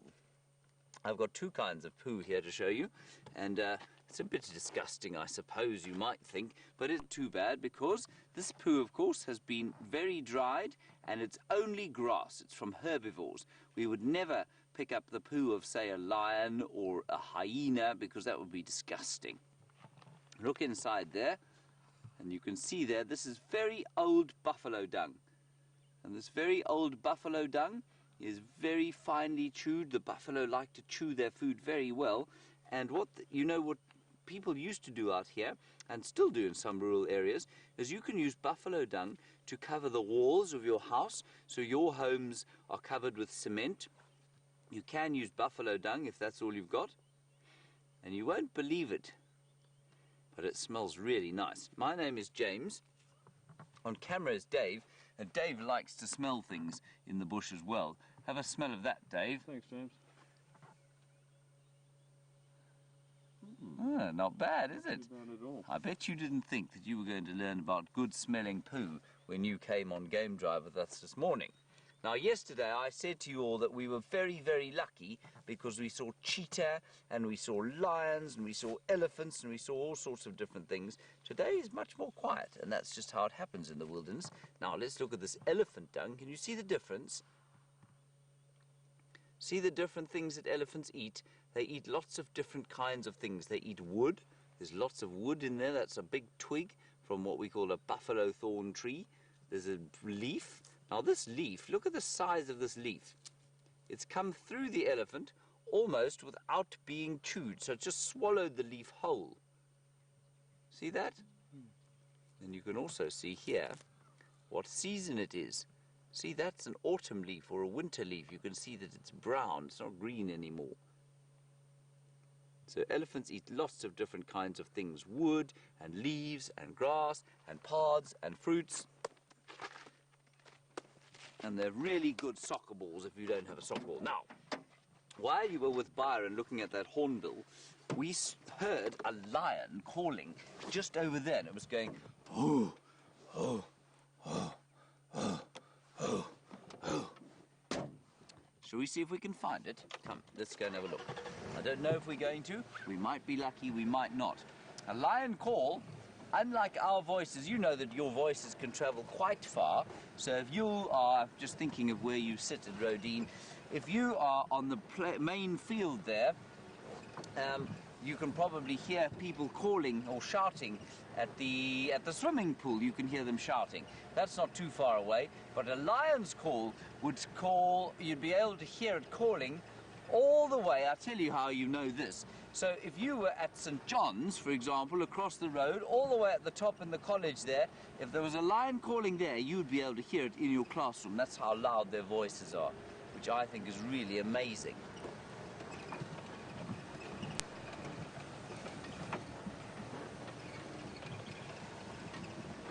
Now, good morning, Lucy. Very clever question from you. You say, did the lions finish eating their buffalo yesterday? They're on Cheetah Plains. Lucy, they did, and they went away. We don't know where they are now. And that's the thing about the wild out here. We wake up every morning, and every day is a new day, and things have moved on. So yes, they finished their buffalo, and the vultures are still there, I think, but the buffalo's gone, and so are the lions. I don't know where they are, but maybe one of the females is just up here. So we heard her calling down over there just before I saw you, so we're going to go up onto another road around that area and see if we can't see her. And what we'll do also, remember that you've got different senses in your body. You've got 5 different senses. You've got touch, that's what you can feel. You've got smell, that's what goes through your nose. You've got hearing, you've got your eyes, and you've got taste. Now in the wilderness out here, taste and touch, not quite so important if you're looking for animals, but if you're looking for animals, your eyes are obviously very important, but your ears are hugely important, because you can hear animals making different noises, and your sense of smell is also very good, because animals smell different. And although our noses aren't so very strong, like say the lions and the hyenas and various other animals, they're not too bad. And so you've got to use your nose and see if you can smell things. So for example, if you're walking through the bush and you smell something that smells like a dairy, you know what a dairy is, don't you? Where we get our milk from. Well, if you smell something that smells like a dairy, you know that there must be a buffalo around. So you've got to be very careful. You've got to listen, see if you can hear him grazing, or look carefully to see if you can see his horns. Thank you for your question, Kritika. Well done. Good one. You say, are there any crocodiles here in the park? Kritika, there are no crocodiles here because there's no river. But there are crocodiles a little bit further south.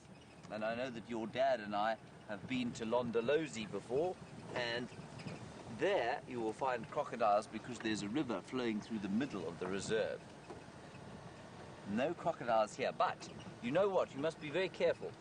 Any time you are in Africa or in a wild place like this, and any time there's water anywhere, you don't know if there's a crocodile there, because crocodiles hide underneath the surface of the water, and so you have to be very, very careful about where you swim, because if you can't see all the way to the bottom of the water, you mustn't get into it, because crocodiles can hide everywhere. Now, I thought I heard this lion calling from somewhere just to the west of this road. That's to the left-hand side, so where I'm pointing now. We're going to go up a little bit further. We're going to watch the road and see if we can see any footprints, and we're also going to stop the car and just listen again and see if she calls.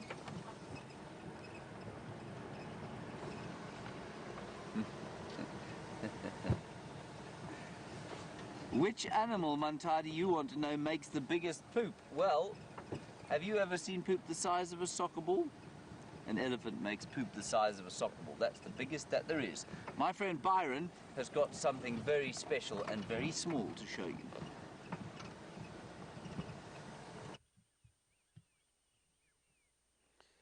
That's right, James. It is very special and is very small. Look at these dwarf mongoose, everybody. There's another one hiding just to the right behind that little stump on the termite mound. You can see him hiding there. They are so, so cute. They are always in big family groups. The little mongoose, the dwarf mongoose. It's the smallest mongoose we have. Look at that red nose. Very cute, very curious. Look how he's watching us. I hope James washes his hands before breakfast. I know he's been playing with some dung or poop over there.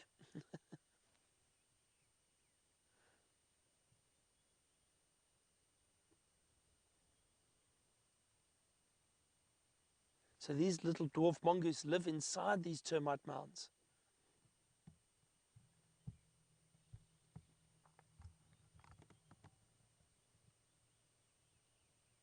So that's a nice big home for these dwarf mongoose. They do sleep underground, so they can use either these termite mounds or other little burrows or holes that they will have.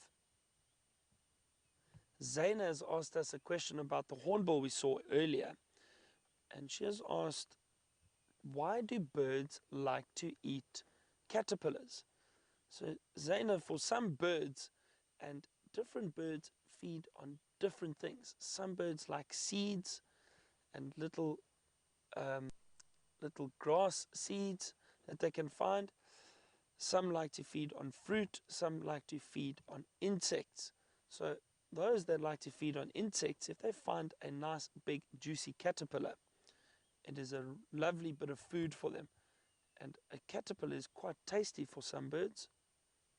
So they do like to feed on them, especially those hornbills like we saw earlier. These dwarf mongoose are enjoying the sun,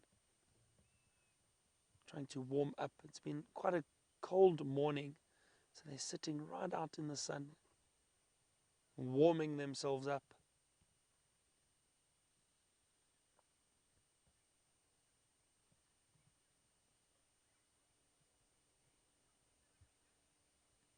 So Pragnia has asked us a funny question. She has asked, where are all the animals at the moment? Are they still sleeping?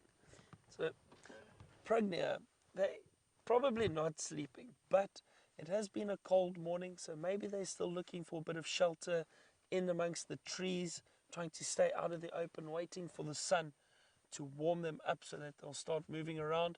The animals, however, are always around. The thing is, we just occasionally struggle to find them. These are wild animals. You don't know where they are going to be or what they are going to do. We try our best to find them, but sometimes they do hide away from us.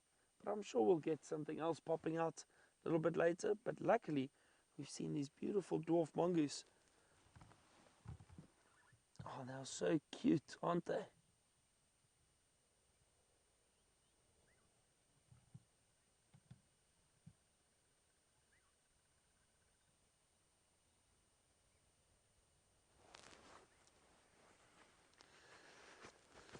Naila has asked us a question about a dwarf mongoose and how much it weighs. Naila, I'm going to double check in my book quickly exactly how much it weighs.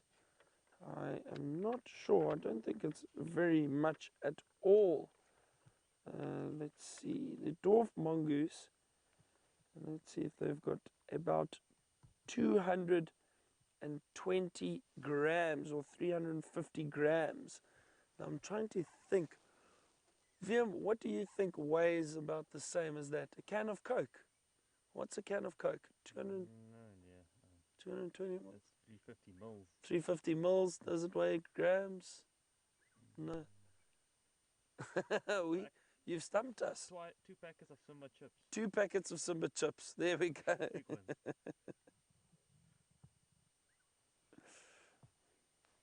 So, similar to the size of maybe a big hamster. But yeah, a few packets of Simba chips. That's how much a dwarf mongoose weighs. But if I can show you quickly how big it is. just to give you a bit of perspective, if I was holding a little dwarf mongoose, it would only be about this big. Not very big at all, very, very small. So that's how big they would be. With the tail, they may be a little bit longer, about that long with the tail.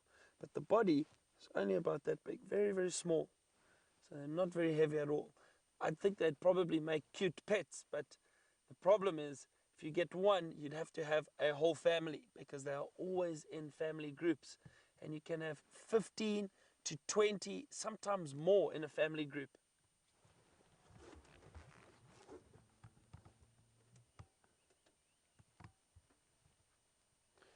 So Madison just asked a question that I think I answered for you, Madison. They do live together, these mongoose. So they will live in a family of about, with the dwarf mongoose, maybe 15 to 20, sometimes more, sometimes less. We have another species of mongoose, a little bit bigger than these, called the banded mongoose. And they are also in big family groups, maybe 30 or 40. With the other species of mongoose, we do also get mongoose species around here that live alone.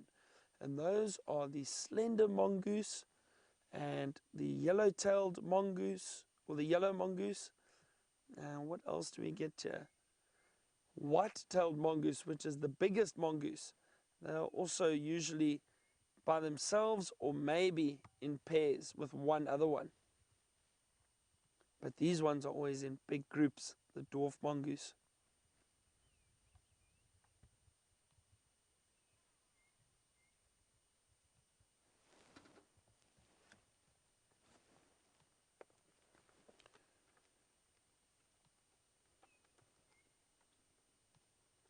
Lovely to see them out in the open. They are being very, very kind to us this morning. So Sasha's asked us, what do these little mongoose eat? So Sasha, these mongoose will feed on insects, mainly insects, but they also feed on little reptiles, maybe little lizards or little snakes if they can find them. Not really big snakes, they're a bit small for that, but mainly insects. They mainly feed on insects.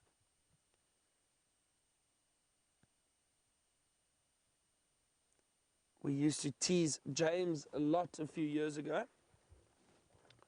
We would often say to James, when he would ask us, what do these animals eat? We would say, no, they eat fruit, nuts, and mice. It doesn't matter what it was that he asked us. And we used to tell him, no, they eat fruit, nuts, and mice. He used to get so cross with us.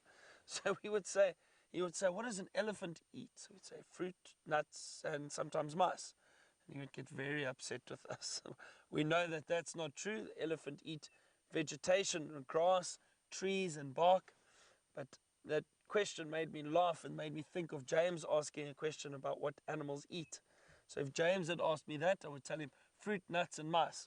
But the dwarf mongoose only eat insects and other little reptiles, but mainly insects. They love feeding on insects.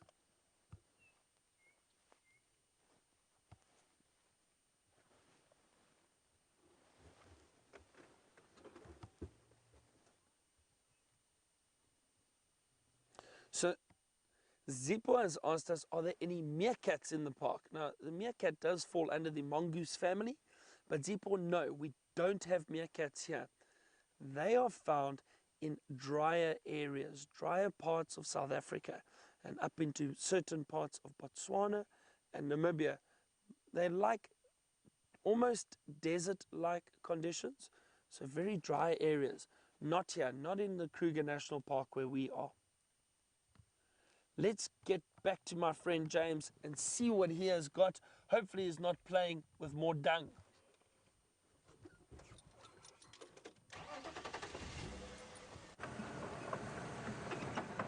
I'm not playing with any more dung, everyone, but I've come into this area because we did find the lion tracks. You know, we heard them or saw them on the ground. Somewhere around here, this lioness made that call that she made just before I saw you. We've had no luck.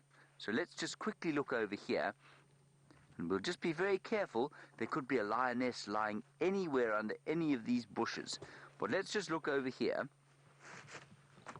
This, of course, is mud, but only when it's very wet, when the rain comes. And what do you think made something this big? What kind of animal do you think came and made this amazing, what we call a pan? It's called a pan. Well, you can see, watch where I put my foot now. Can you see my foot, Dave? Yes. Look where I put my foot. Now, I don't have a very big foot. It's bigger than your feet, but it's not very big. But that has made that big hole there was probably an elephant with an enormous foot. So you can see all around here, the buffalo and the elephants and the rhino, they like to come and lie in this area when it's very hot in the summertime. Now let's just have a quick look inside here. And this mud is the best kind of mud. You know what mud's like. Mud is the best when it's wet, and you can play in it and you can spread it on your face and it feels quite nice. Anyway, that's what mud looks like when it's very dry. See? And the animals put that all over their skins in the same way that your mother puts cream on your skin and probably on her own skin. And they do the same with the mud to help them with their skin, and it keeps them safe from the sun sometimes, especially if you're a hippo or a rhino or something like that. Then this mud protects the skin from the sun. Now, I can't hear anything else about this lion, so we're going to go round the way and see if we can't find her. Maybe she's gone onto another road close by here. Now, remember, when you're out here, it's not always that dangerous to walk around. You just have to be a little bit careful. You have to be very careful and then look around the place. Ooh, sounds like Herbert has found something.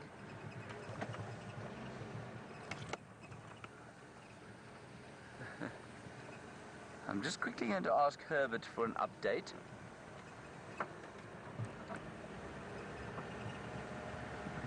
No, never mind. Okay. Sorry, can we have that question again, Louise?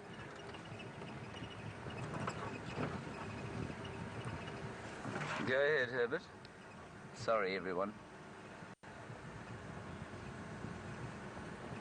Ah. Okay, copy. I'm close by. I'll make my way there. We've got a very special chance, everybody, to see two little baby leopard cubs. So we're going to head that way.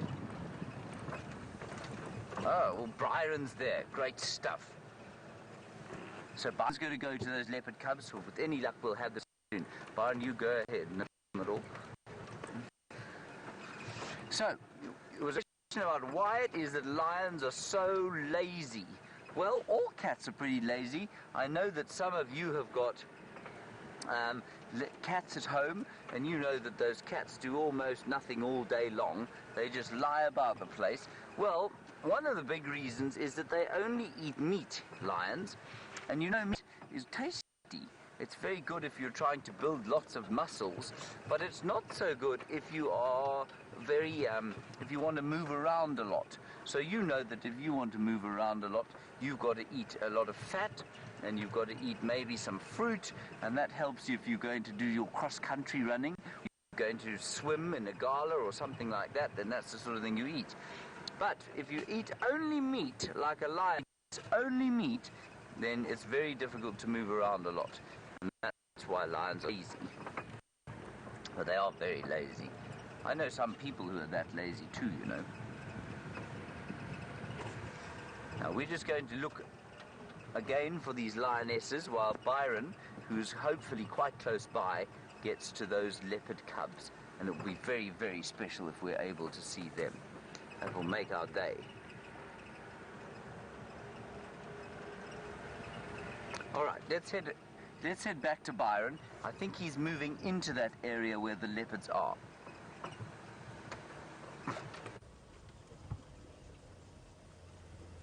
Right, we have heard that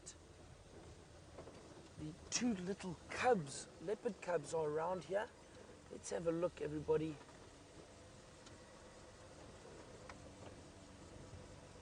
I'm going to drive very slowly. I hope the mother is with them too. Let's have a look.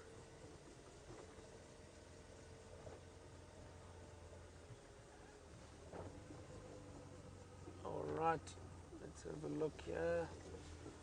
Let's have a look here.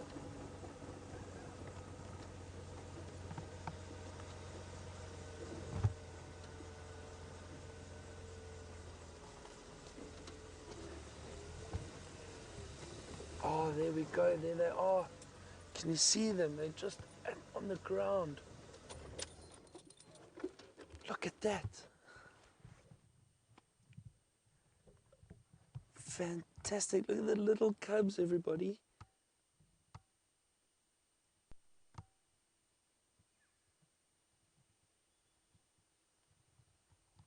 They are warming up in the sun too.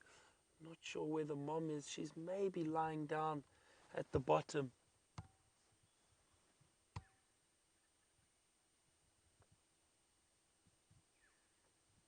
But these two little ones, oh, this is great. And they seem very relaxed with us around them. Don't want to go too close, don't want to disturb them. But they are very happy lying out in the open, in the sun, warming up.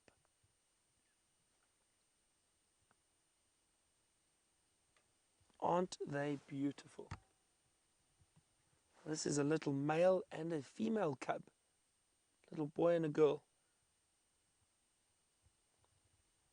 And they are about 4 months, almost 5 months old. So getting quite big, already eating a lot of meat that their mother is able to catch for them.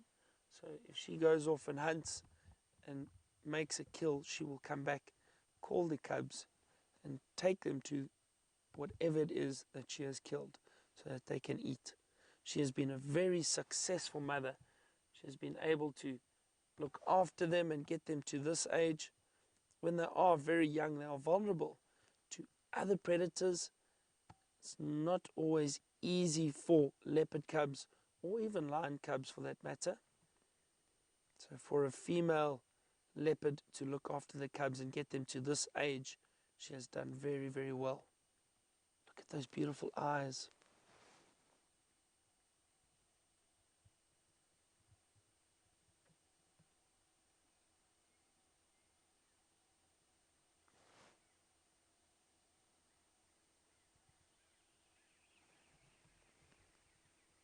I hope all you young girls at Rodin are enjoying this. This is very, very special.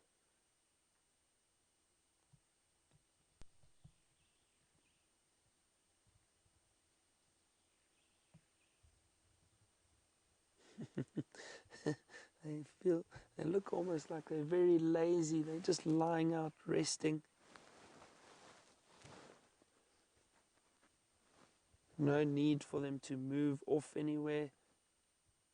That one's playing with some grass on the branches in front of its face.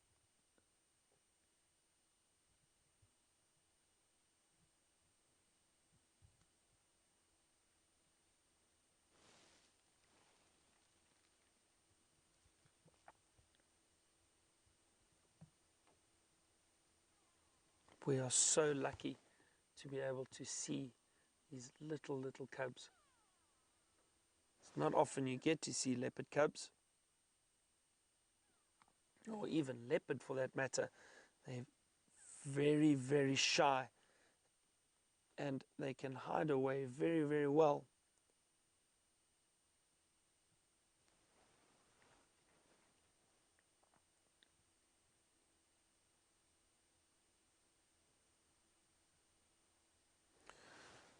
So Michelle has asked us, where do the baby cubs sleep?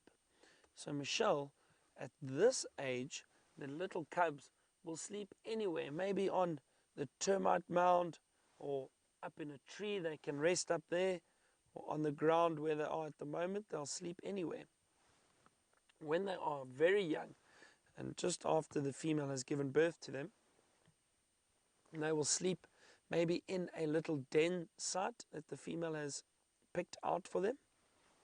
That could be anything, like a dense thicket of bushes and trees that's very difficult to get into, or maybe in some rocks that she can hide the cubs. So any little den site where she can hide the cubs and keep them safe She will hide them there for the first month to a month and a half, and then she might move them around to different areas, and the older they get, the more she will move them around. And now they don't have a den site, not at this age. She will move them wherever she goes and then leave them for a short while. If she goes to hunt, she will come back and call them, take them to the food once she has got something. But in the meantime, they can rest anywhere they like. And already at this age, they can climb trees very, very well. So they can climb up that tree right next to them, for example, and possibly sleep up there.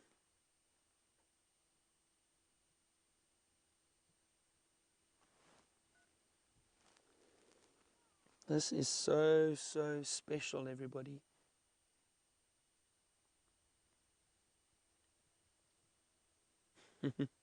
Trying to chase some flies.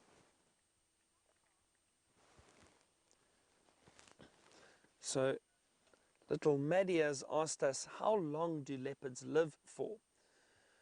So, Maddie, they will live for about 15 years to 17 years old. So not very long compared to us and how long people live. But for a leopard, that is a good lifespan. So about 15 years to 17 years old.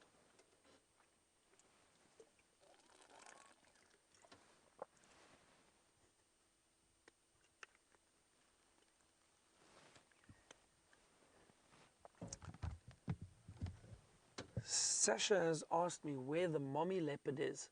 I'm not too sure, Sasha. I haven't seen her. We are right on the edge of a little embankment or a little drainage line, and she may be down at the bottom somewhere, and we just can't see her. I don't want to drive around too much because I don't want to disturb the little cubs.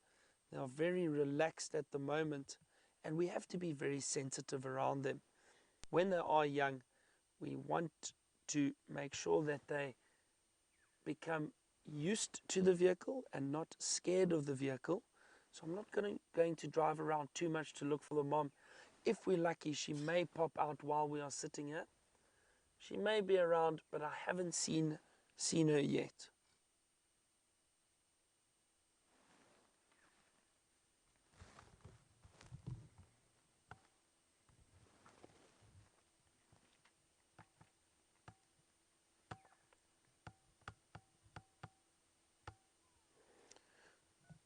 So Morgan has asked us, can the baby cubs see when they're born? No, Morgan, they can't. They are blind. They are very, very helpless. They're completely blind, just like, I don't know if any of you have ever had a dog have puppies. And you see the little puppies, their eyes are closed, they're blind, they can't walk, they can't see. Same with these little leopard cubs.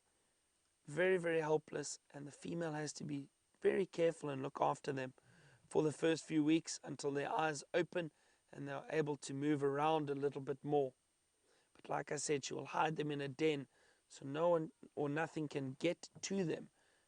And they are very safe in there, and she will look after them until they're able to move. That little one yawning.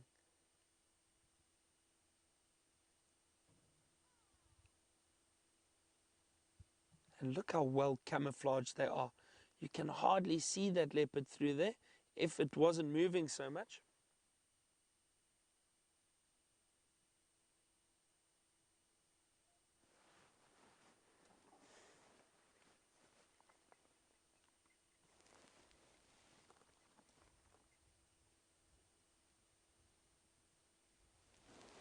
So Chrisika has asked, how much do these cubs weigh?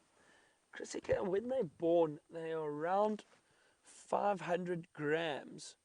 So not very heavy at all. If we think about it, double the size of those dwarf mongoose that we saw earlier. But these cubs at this age now, I would guess, are a few kilograms. They are definitely much heavier than that. So I would guess maybe around 4 to 5 kilograms, somewhere around there, perhaps. And then when they get older, they will start weighing a lot more.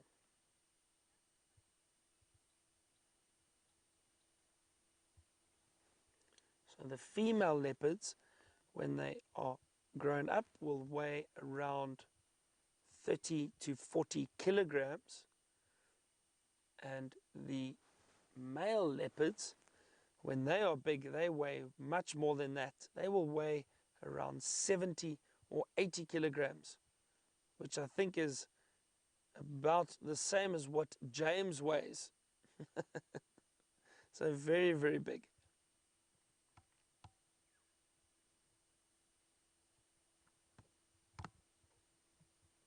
I just asked if the mother leopard or the mommy leopard goes and makes a kill, does she take the cubs to the kill, or does she bring the food to the cubs? So she will the cubs, and she will take to the kill. It's easier for her to fetch the 2 little cubs that can walk and follow her, as opposed to her fetching the kill and trying to drag it all the way to where they are. So she will take them to the kill to eat.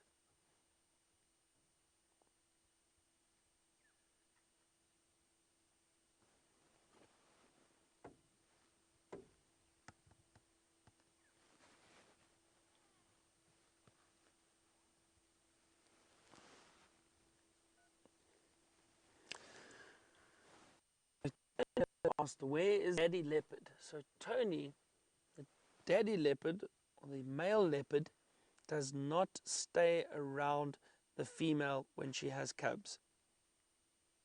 Only the female looks after the little cubs. The males do not. So he will be moving off in another area with looking after his territory, but he does not look after the little babies at all.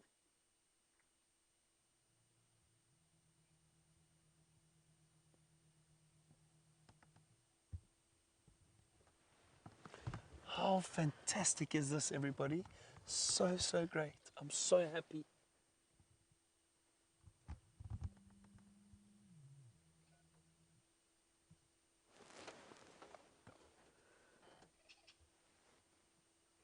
So Lungelo has just asked us, how old are the leopard cubs when they start hunting for themselves? So Lungelo, when the leopard cubs get to about 1.5 years on average, and that is when these little cubs, or by that stage they will be quite big, that is when they will leave the mom. The mom will then push them off and they have to go and look after themselves. So from that age they will have to hunt for themselves, but they start learning from about 1 year old. They may try and hunt little birds like francolin or a little mongoose. So from at least 1 year old, maybe even a bit earlier, they will start learning, but they will have to hunt properly for themselves from about 1.5 years old. Then they need to hunt to look after themselves.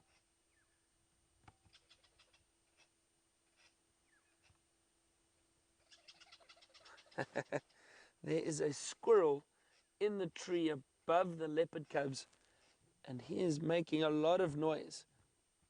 He's not happy about those little leopard cubs lying underneath his tree. We can't really see him now. He's just hiding behind some branches, but I can hear him.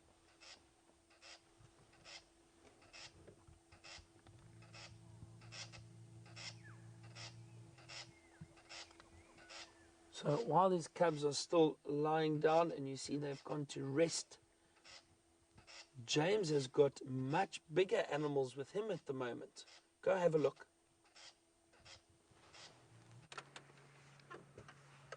Oh, we're so lucky today, everybody. Look at the elephants. Lots and lots of them. Please try and count them for me and tell me how many you can see. I'm going to count them on my own. and you count them as they go away from having their morning drink. They're going to go off into the bush, and they're going to eat lots of leaves and bark like I showed you, and they're also going to drop lots of dung. And it's very important, that dung, for plants. It helps them to grow. Just like when your mother perhaps fertilizes the lawn, or perhaps fertilizes her roses. I know my mum used to, around about this time of the year, put some disgusting smelling stuff on her roses in Johannesburg. All right, let's try and count them. 1, 2, 3, 4, 5, 6, 7, 8, 9, 10, 11, 12, 13, 14, 15, 16, 17, 18, 19, 20, 21, 22, 23, 24, 25, 26, 27, 28, 29, 30, 31, 32, 33, 34, 35, 36. I think there are about 40 elephants here. Look at them all moving around. Now, if you want to count them, the best thing to do is to watch them all walk past one place. Otherwise, it becomes very difficult to see. Andrew, try and get hold of Byron. He'll help you in there.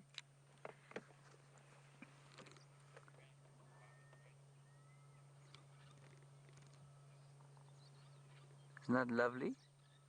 Louise, please tell Byron to get hold of Andrew on the radio. All right, ladies at Rodine, especially Madam Creel and Madam McConnell, and of course, special Krithika.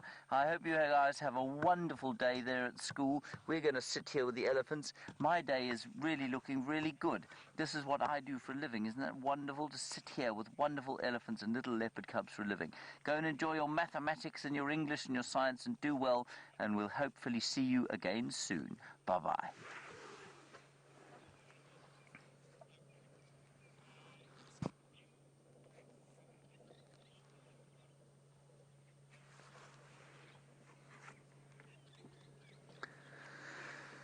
All right, everybody, let us breathe a little sigh of relief out that David and I have managed to find something.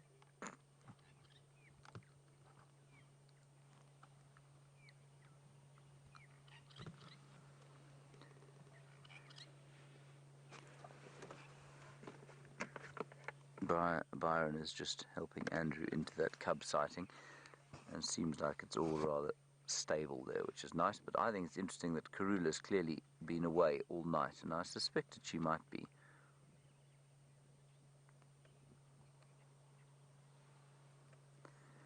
Hello, Carolyn. It sounds like you're a new viewer, and that's wonderful. Thank you for giving us your time to watch, and mostly, of course, thanks for sending us a question. You say, do both male and female elephants have tusks, and what are they used for? Carolyn, African elephants, both male and female, have tusks, absolutely. Indian elephants or Asian elephants do not. So in the Asian elephant, only the male has got tusks. That tells you quite a lot about what they're used for. So tusks out here are used extensively for feeding. They're used to peel the bark off of trees. They're used to help snap pieces of grass and twigs from the bushes on which the elephants are feeding, and they are, to a certain extent, used for defense. And they can be, I mean, certainly if an elephant attacks something, that's what it's going to use. It's going to use its tusks to cause injury. Look at this magnificent herd of elephants. I think there must be 40 or 50 of them there. Isn't that brilliant?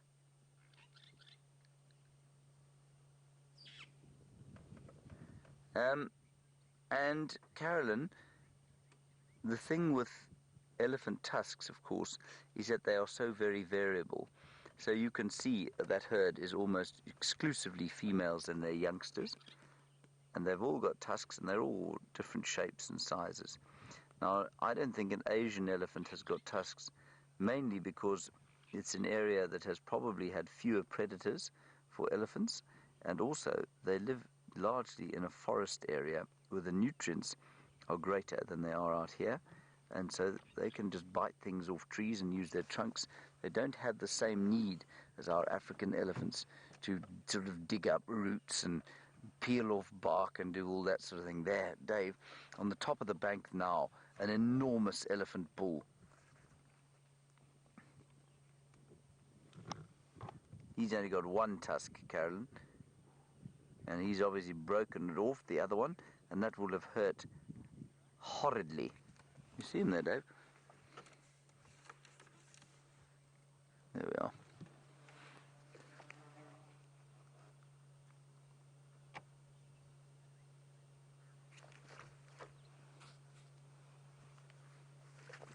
Fantastic stuff.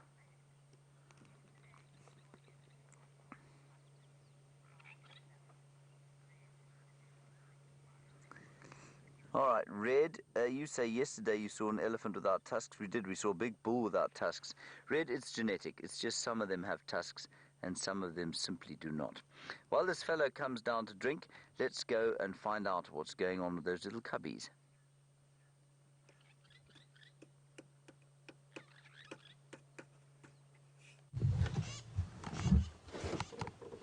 So we're still sitting here. The little cubs haven't moved. They're still just at the bottom of the tree. Great to see them.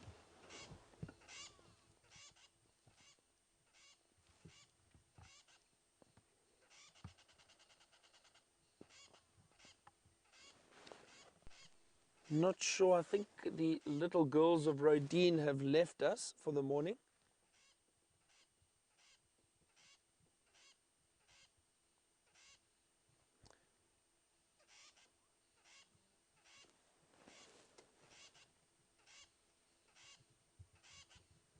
So Martin has asked us a question. Does a male leopard recognize his offspring? Yes, Martin, they do. Just like lions do, they will most likely recognize the scent, and especially whether or not they've mated with that female. But I have seen male leopards recognize their offspring and their young. But females do still try and keep the cubs away from males, just purely because they get a little bit nervous. And they, you know, a lot of the bigger cats can become a bit unpredictable, and especially if there's a kill around, they may become aggressive. So they've got to be careful with the little cubs. But they do recognize them, and I have seen cubs, even at an older age of a year and a half, interact with the father.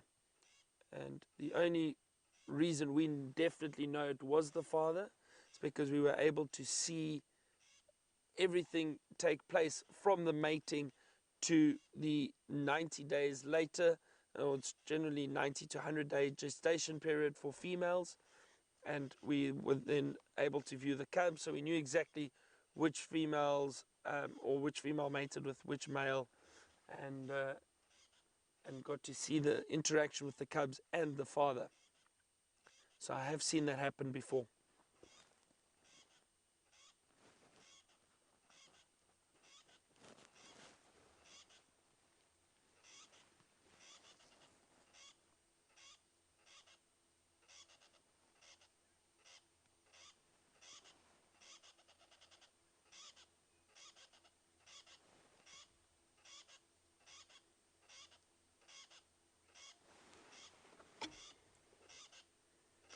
Go ahead.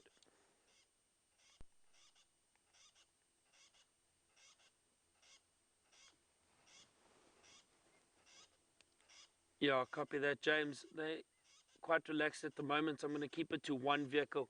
And there's no reason to off-road and disturb them. You can view them from the road.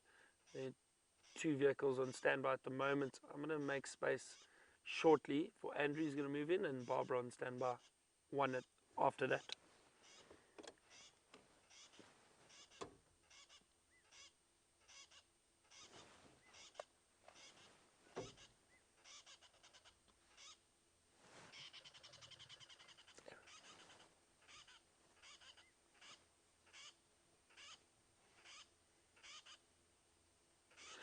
So Eritus has asked, can we tell male and female leopards apart by head shape or perhaps pattern, just like we can with the elephant?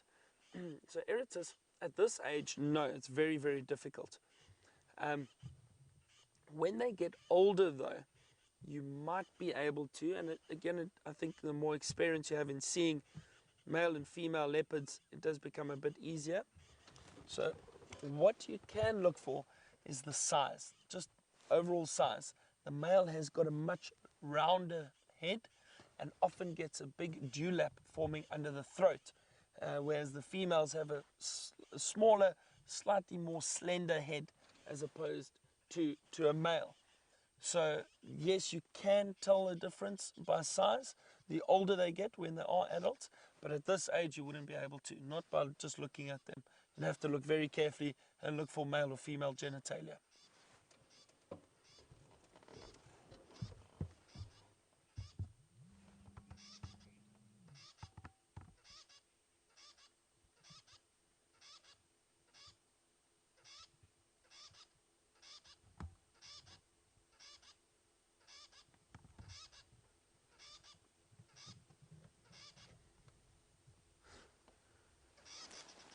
So Greg and Nevin have asked, how far will a mother leopard venture away from the cubs when she's hunting?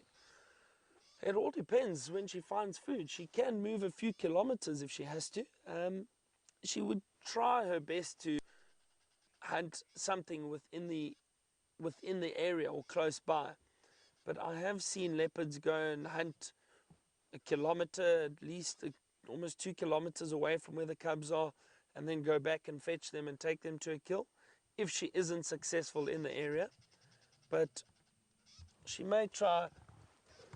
Like I said, it's difficult. It's when she finds food and she's able to hunt, but she will venture quite a distance if she has to. So, yeah, like I say, it can be up to about 1 kilometer at times. If it's closer, it's beneficial for her and much better.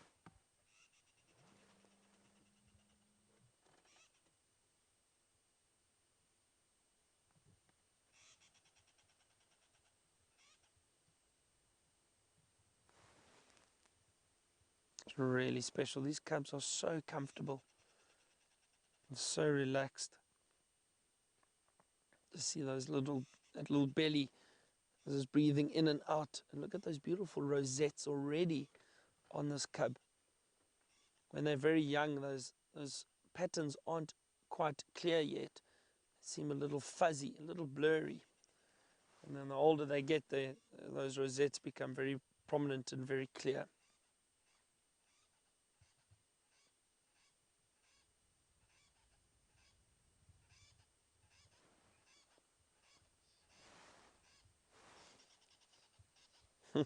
That squirrel has not stopped.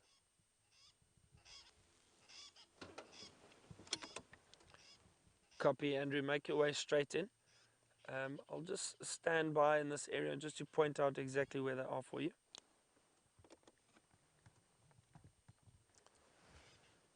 We're going to try and get some other people into this area to have a look at these leopard cubs. We've been very fortunate to see them, but it is very, very special and very lucky.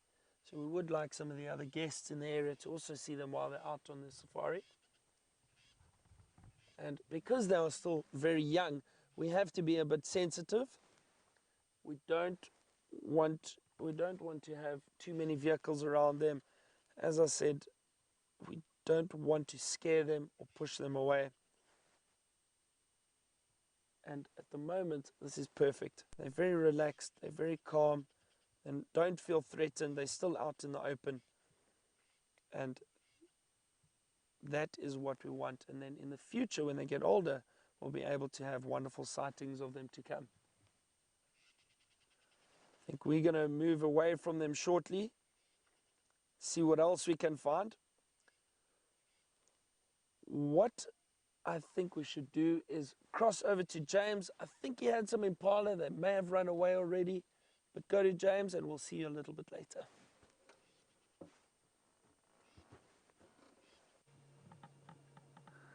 Well, we did have a herd of impala here. Naturally, of course, as they heard you were going to come and see them, they absconded into the bushes, which is unfortunately what tends to happen. I had a magnificent sighting of one young male here who looked at me, and I thought about taking my camera out, and then he ran away. Beastly little fellow that he is. Anyway, very glad we've got those cubbies there. I think it's fascinating that Karula's decided that she's spending more and more time away from them. Don't know where she is. I didn't see any tracks of her. Herbert obviously had some tracks and then lost them, but at least we have the little ones there, and that's great. Now, we are on Arathusa, and we're heading down what is known as Parallel Road. This is round about where I had hoped to spot shadow the other day, but I gave up on that eventually after she thoroughly beat me. Now, I just saw a track that looked not entirely unlike a wild dog track, but it was on a piece of gravel, so difficult to tell. I've had no other updates from this area today, so we'll just see what we can find as we crawl gently towards the south. I always feel slightly different on Arethusa, but I suppose that's entirely psychological, given that the landscape is entirely the same. That big herd of elephants is heading south, looks like maybe towards the Djuma Dam, so if you are watching the Djuma Dam cam, please keep watching it. I think they're probably going to feed in the woodland there for a while, and then as the heat builds, they may well either go back to Sydney's dam for another drink, or maybe they'll head for a mud bath at the Djuma Dam or the Gallagher Pan. So keep an eye out on the camera for the course of the day. I'm not convinced that David and I have found less than we've found today.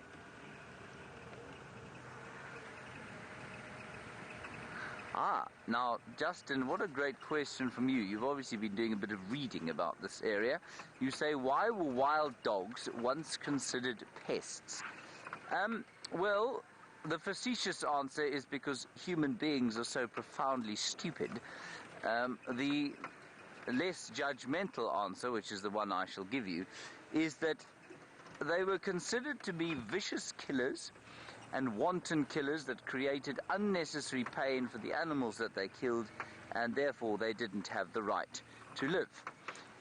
There were lots of them as well, and they also, when people brought domestic stock into this area, they took out quite a lot of domestic stock.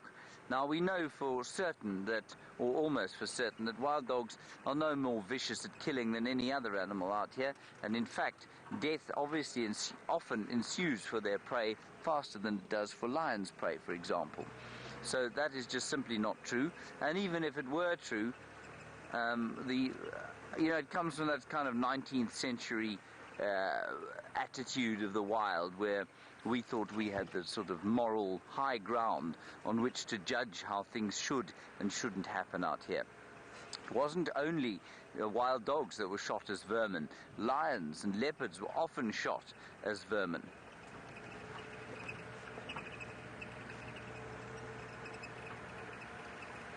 And we're mercifully past those days, but it is one of the reasons that wild dogs are so endangered.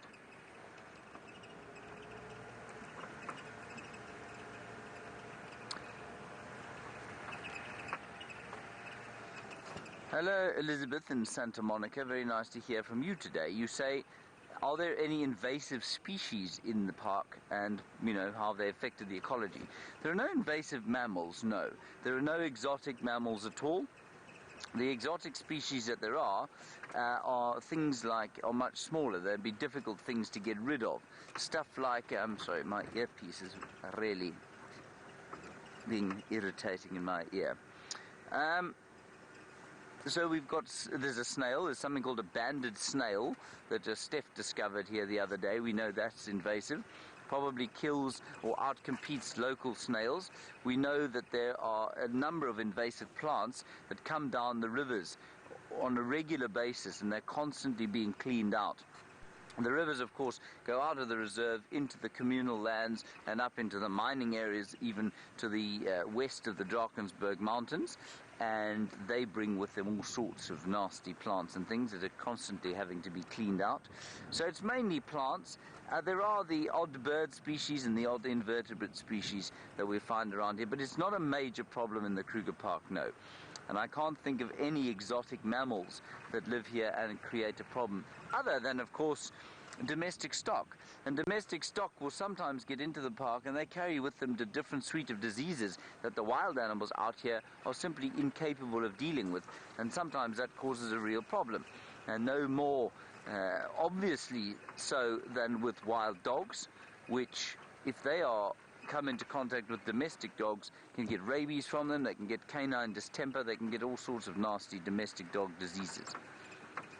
There's an elephant, a little one, right in front of us. Let's sneak closer.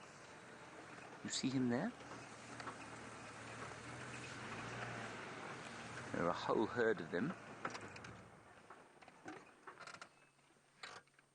Very nice.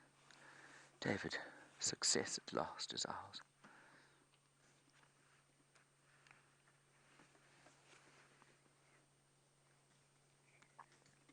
Just listen to them feeding.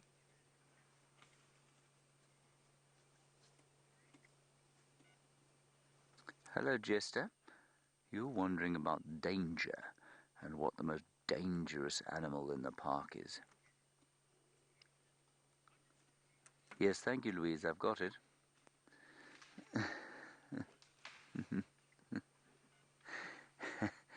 So, Jester, your question being phrased slightly differently to me there. Jester, the most dangerous animal is something that I don't really like to discuss, and that's not because I'm so terrified of the animal. It's because I just don't believe that it's a valid description of any animal. Now, if you were on foot and you came across a hippopotamus and it was between you, and you were between it and the water, then you would have the most dangerous animal, I suppose. It's an animal that becomes immediately threatened and immediately afraid because it cannot get to the water, and then they become quite dangerous. They are very likely to give you a bit of a charge, and I mean certainly they do kill apparently more people in Africa than any other mammal. So that's hippo. But do they do it because they're dangerous and aggressive, or do they do it because we make them feel uncomfortable? And almost exclusively, Jester, if an animal is attacking a human being, it's because they have been made to feel uncomfortable by us. They see us as predators. They are generally terrified of us. And if we corner them, if you corner a leopard or a lion, then it will attack you. If it has a way of getting away from you, 9.5 times out of 10, it will simply move away and leave you alone. Same with elephants. And elephants, of course, are potentially very dangerous. They're enormous. And if they don't like you being around, then they will often tell you. And sometimes they will chase you. But if you have been so... It's unusual that they should ever do something like that without warning you first. And if you don't heed their warnings, well, then you can get yourself into trouble. And so, Jester, we're sitting here now, and I know that there are elephants behind us, and I'm being very careful. I'm watching their behavior. I'm seeing what's going on out here. And there's one walking up behind us now, which you can't see. I'm just watching her behavior quite carefully. But because they're approaching us, we are not in any way driving around, making a big noise. We should be okay, but we'll watch their body language. So that little one you can see, or that one there, is now indicating a sense of irritation, but not with us. With that other little one off to the left. Now behind us there is a big cow, and she's lifted her head, she's raised her ears, which indicates that she is not that happy, but she's okay now. So she's just very aware. This entire herd of elephants is very aware of us. They're coming past now. We're just going to sit very quietly, everybody.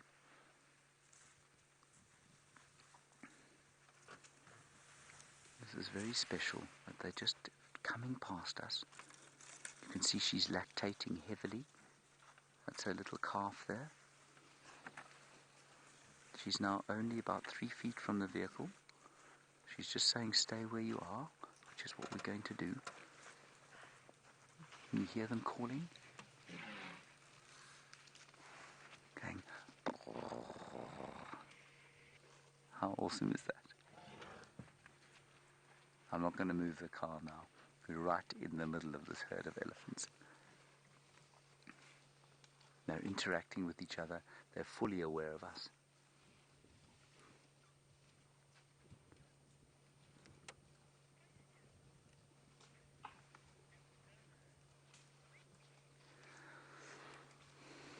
This is fantastic.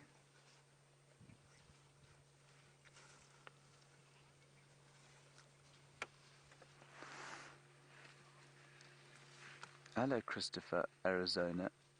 You say when the elephants get a little ornery with us, we tend to raise our voices and make a noise and wave our arms, and you want to know if they're responding to our voices or our arms.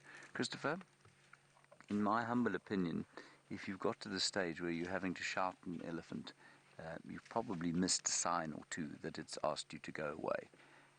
That said, I have been in the odd situation where I've got very close to an elephant by mistake, and it's noise. It's noise that makes them go like that. It's not so much the raising and waving of the arms, although they don't like that much either. There's a little elephant here. Right behind Dave. You can't get round it. Dave can't get round, everybody, I'm sorry. And I can't move the car now.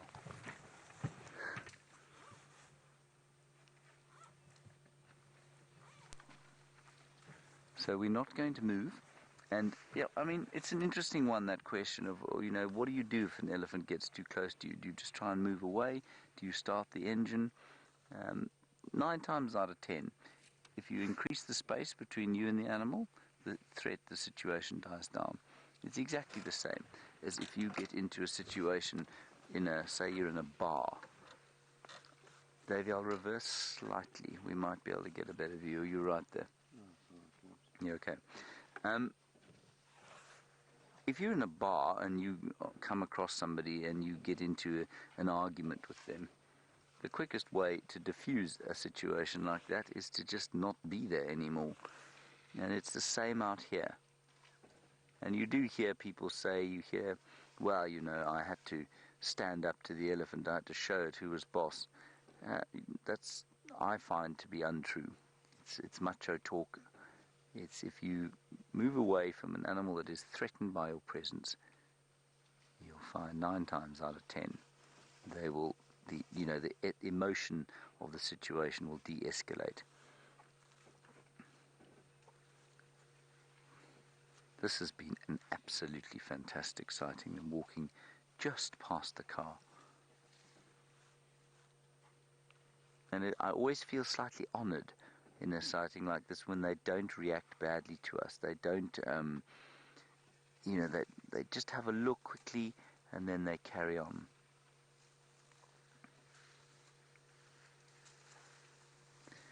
Hello, Gilly in Wisconsin.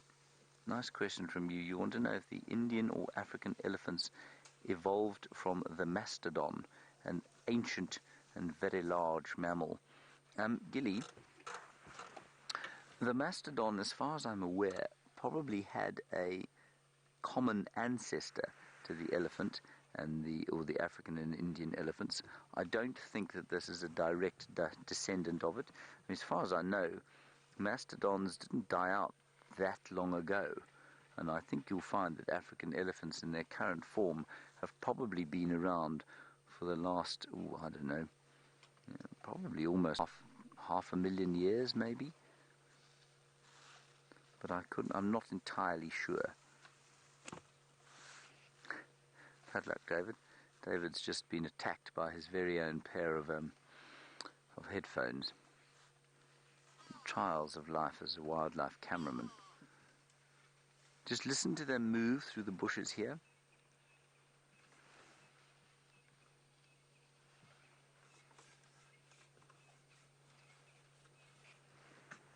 It's just wonderful to hear them slipping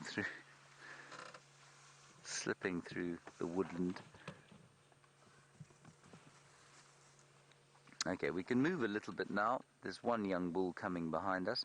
I'm just going to move back slightly.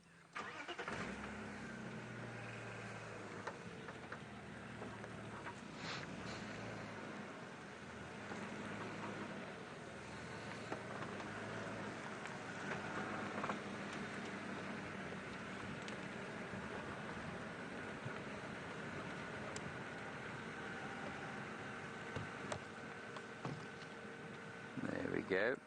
It'll probably be the last of them disappearing off. Wow, that was special. Very seldom that I see another animal and feel that level of satisfaction. And like I say, a sense of gratefulness and even honor, if you like. Did you enjoy that, Dave? Lovely. Have you managed to recover from being attacked by your by your cans, your headphones? He's okay, everybody. It's so many scarves around his neck. He's well protected. All right, let's go back across to Byron and find out where he's heading. We're going to continue down south.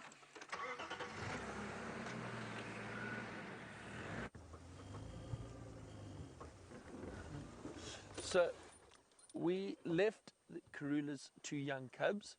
I don't think she was in the area. I think she's gone off hunting. She may have left them early this morning because we had a look around there briefly, but they didn't see anything. And as I said, we don't want to disturb them too much. So we moved off. Been driving through the dry riverbed here at the moment, just looking, see if we can't find any signs of either her or any other predators that may have walked through this area. It's always lovely driving through these riverbeds. Just trying to see, we've had a bit of a problem with our aerial and it's fixed at the moment. It doesn't bend back, so I don't know how we're going to get under those trees ahead of us. And we drive around there quickly. Through there, okay, let's have a look.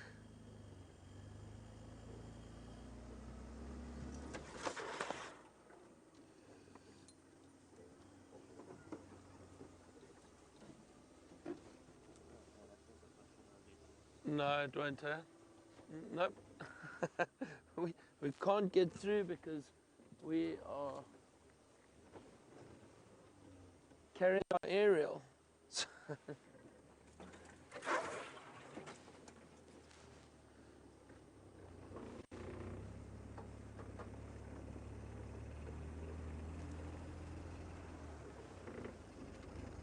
See quickly if I can get up here.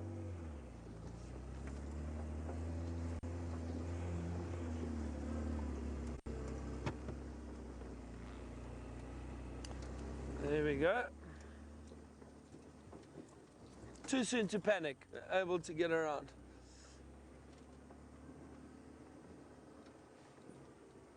I think why don't we pop out of the riverbed now for a bit.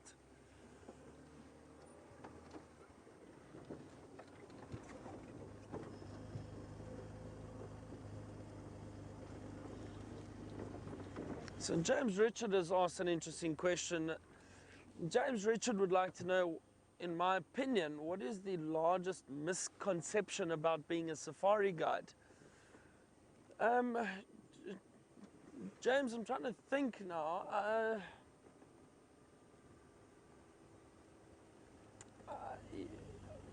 I think how it's evolved over time and how it's changed is that it is becoming more of an accepted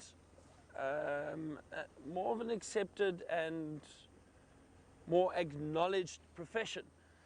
You know, often people would maybe do it, young guys would come in and do it for a year, 2 years, maybe 3 years, and then move on again, you know, move back to the city life and, you know, earn a proper salary, as it were, and, you know, do what you're meant to do. But I think nowadays, becoming a guide, and especially a professional guide, it is seen as more of a professional occupation now, which is good. You know, being a guide there's more to it than just the driving around and pointing animals out. There's so much more to it. You're an ambassador for South Africa or Africa. You are showcasing what these countries have to offer for people. So it's a very important role, I think. You really have got the ability to influence people's understanding of countries, people's understanding of wildlife and conservation. So I mean, it's a vital role, I think. It is a vital role. And I think, as I was saying, you know, you're no longer just a person who drives around, points animals out and explains a few facts about animals. You've got to, especially when you are guiding guests in lodges and that, you host them a lot of the time. You're with them, excuse me, you're with them for most of the day, so you're discussing everything. You know, you're discussing issues within the country, you're discussing,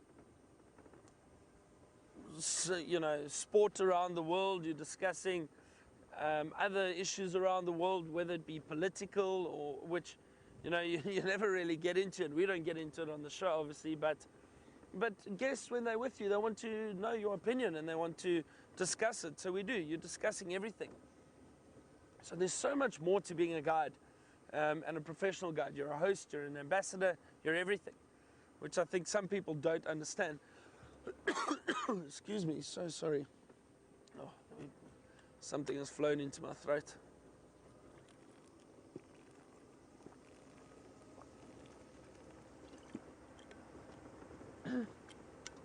Sorry, so James Richard, I hope that answers your question a little bit. I'll think of something else, other misconceptions of guides.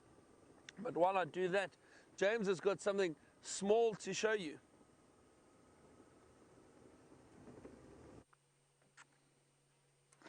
Size doesn't always matter, Byron. Yes, I do.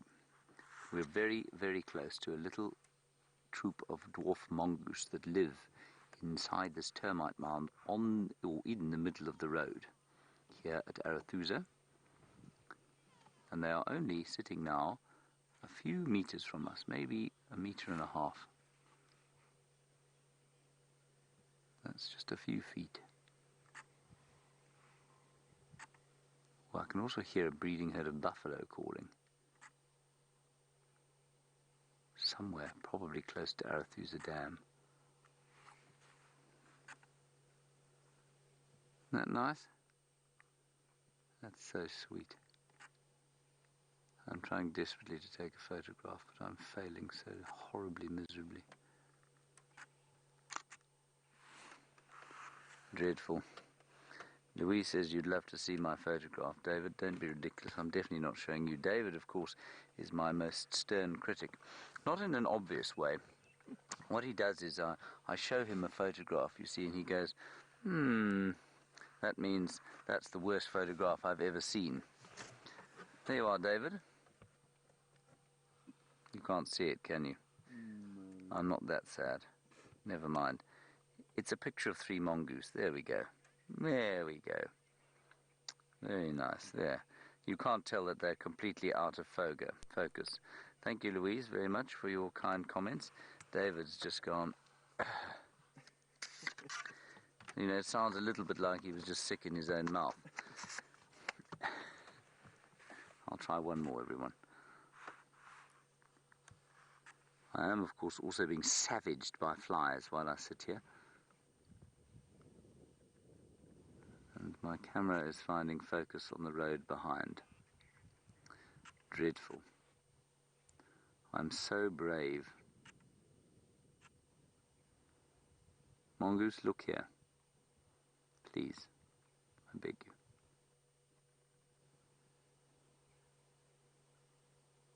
Do you hear that? Choop, choop. Choop, choop.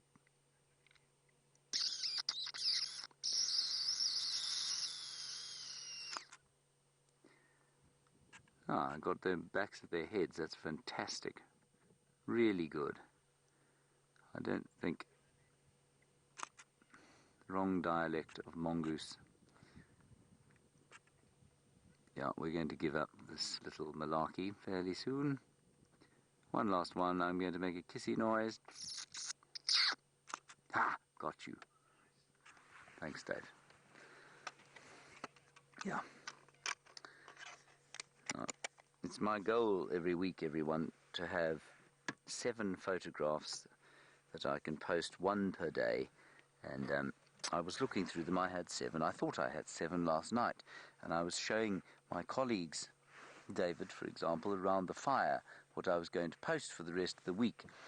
And out of the 7 or so that I had, I showed them to David, and he looked at one. He said, well, that one's okay. And then he just didn't say anything about any of the others. So I'm going to delete them and try again.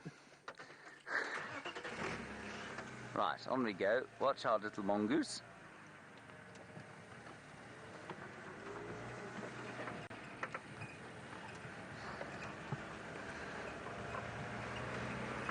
I can raise no one on the Arethusa radio. I think they've probably gone in to have their breakfast already. Sounds quite a good idea, doesn't it, Dave? Delicious breakfast. Followed by some more abuse at the photographs I'll show you. It's fair enough. As Brian often says to me, you must be able to take it if you give it. And I have been known to give it in my time. Let me just fix the aerial. It's looking a little wayward. I watched myself the other day. We had a feedback session on Tuesday, and I conducted an entire sighting and answered about 3 or 4 questions while moving the aerial with this selfie stick, and I didn't mention it once. It must have been the most ridiculous thing to watch.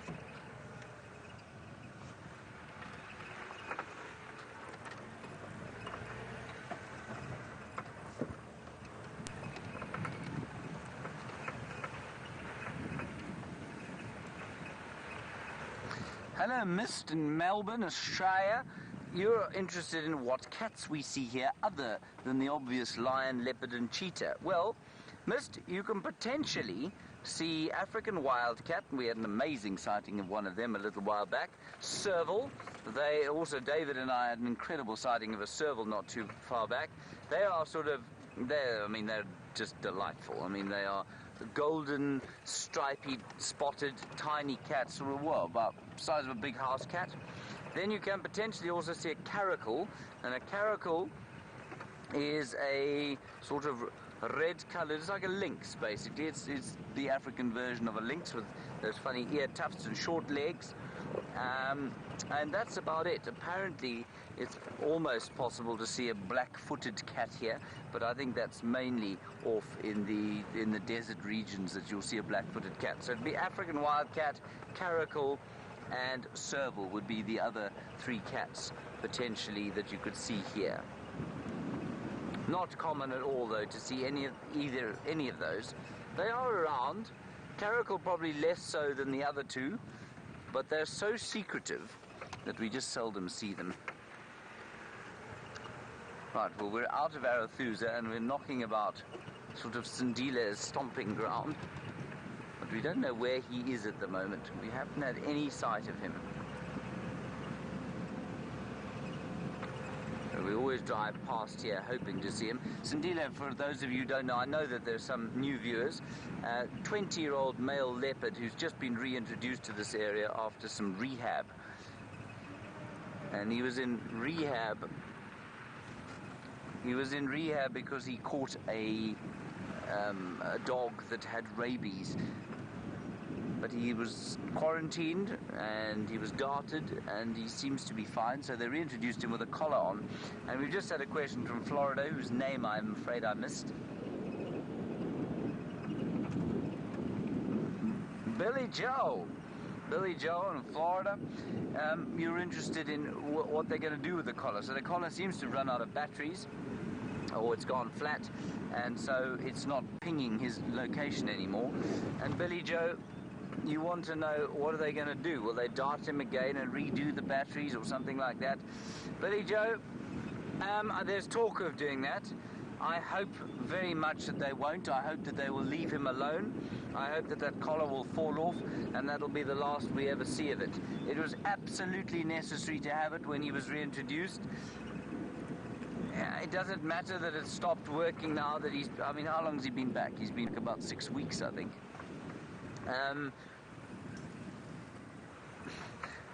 I think it maybe would be nice if it had lasted as long as 3 months, but I think the trauma and stress of re-darting him and, redoing the thing will not be ideal for the leopard. There is a steenbok over there that is thinking about running away. Well, we got it at least, David. At least we got a little look at the steenbok. Now, as I say that, I look down to the ground and I see the tracks of a lady leopard. And I think those are most likely Shadow. She's probably left her youngster somewhere around and she's been patrolling here. All right, everybody, that's going to be it from me. Thank you, David, for your efforts today. Well done, and well done surviving the attack from your earphones. Big thanks to Luisi and to Chelsea Byrne in the final control. We're going to head you back to Byron for the last 3 minutes of his particular stint at Wild Earth. Looks like it. What's the time? Oh dear, my bloody thing, I didn't... my thing was unplugged. What was she saying? Anything? Nothing. Good. Oh, shit.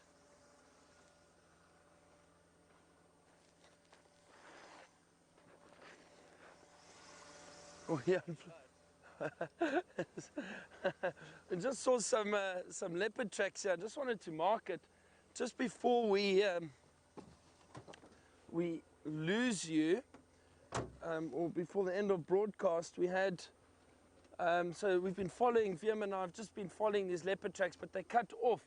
But I'm sure we will try and track a little bit later and maybe have a male leopard. It's of a big male leopard. Hopefully we have another sign of male leopard for you this afternoon. That's exciting. We saw some fresh dung, so we were looking very carefully, but we are running out of time, so I won't be able to show you a leopard now, or male leopard now, but like I say, maybe this afternoon. And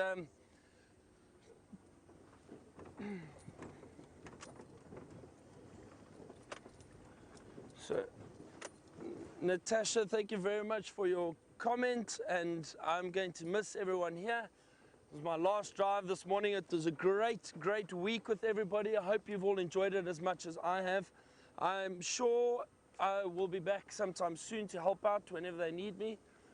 And a big thank you to the team. It's been really great. Thank you to all the ladies in the FC, all the cameramen, you know, Viam and I this morning. Thanks, Viam.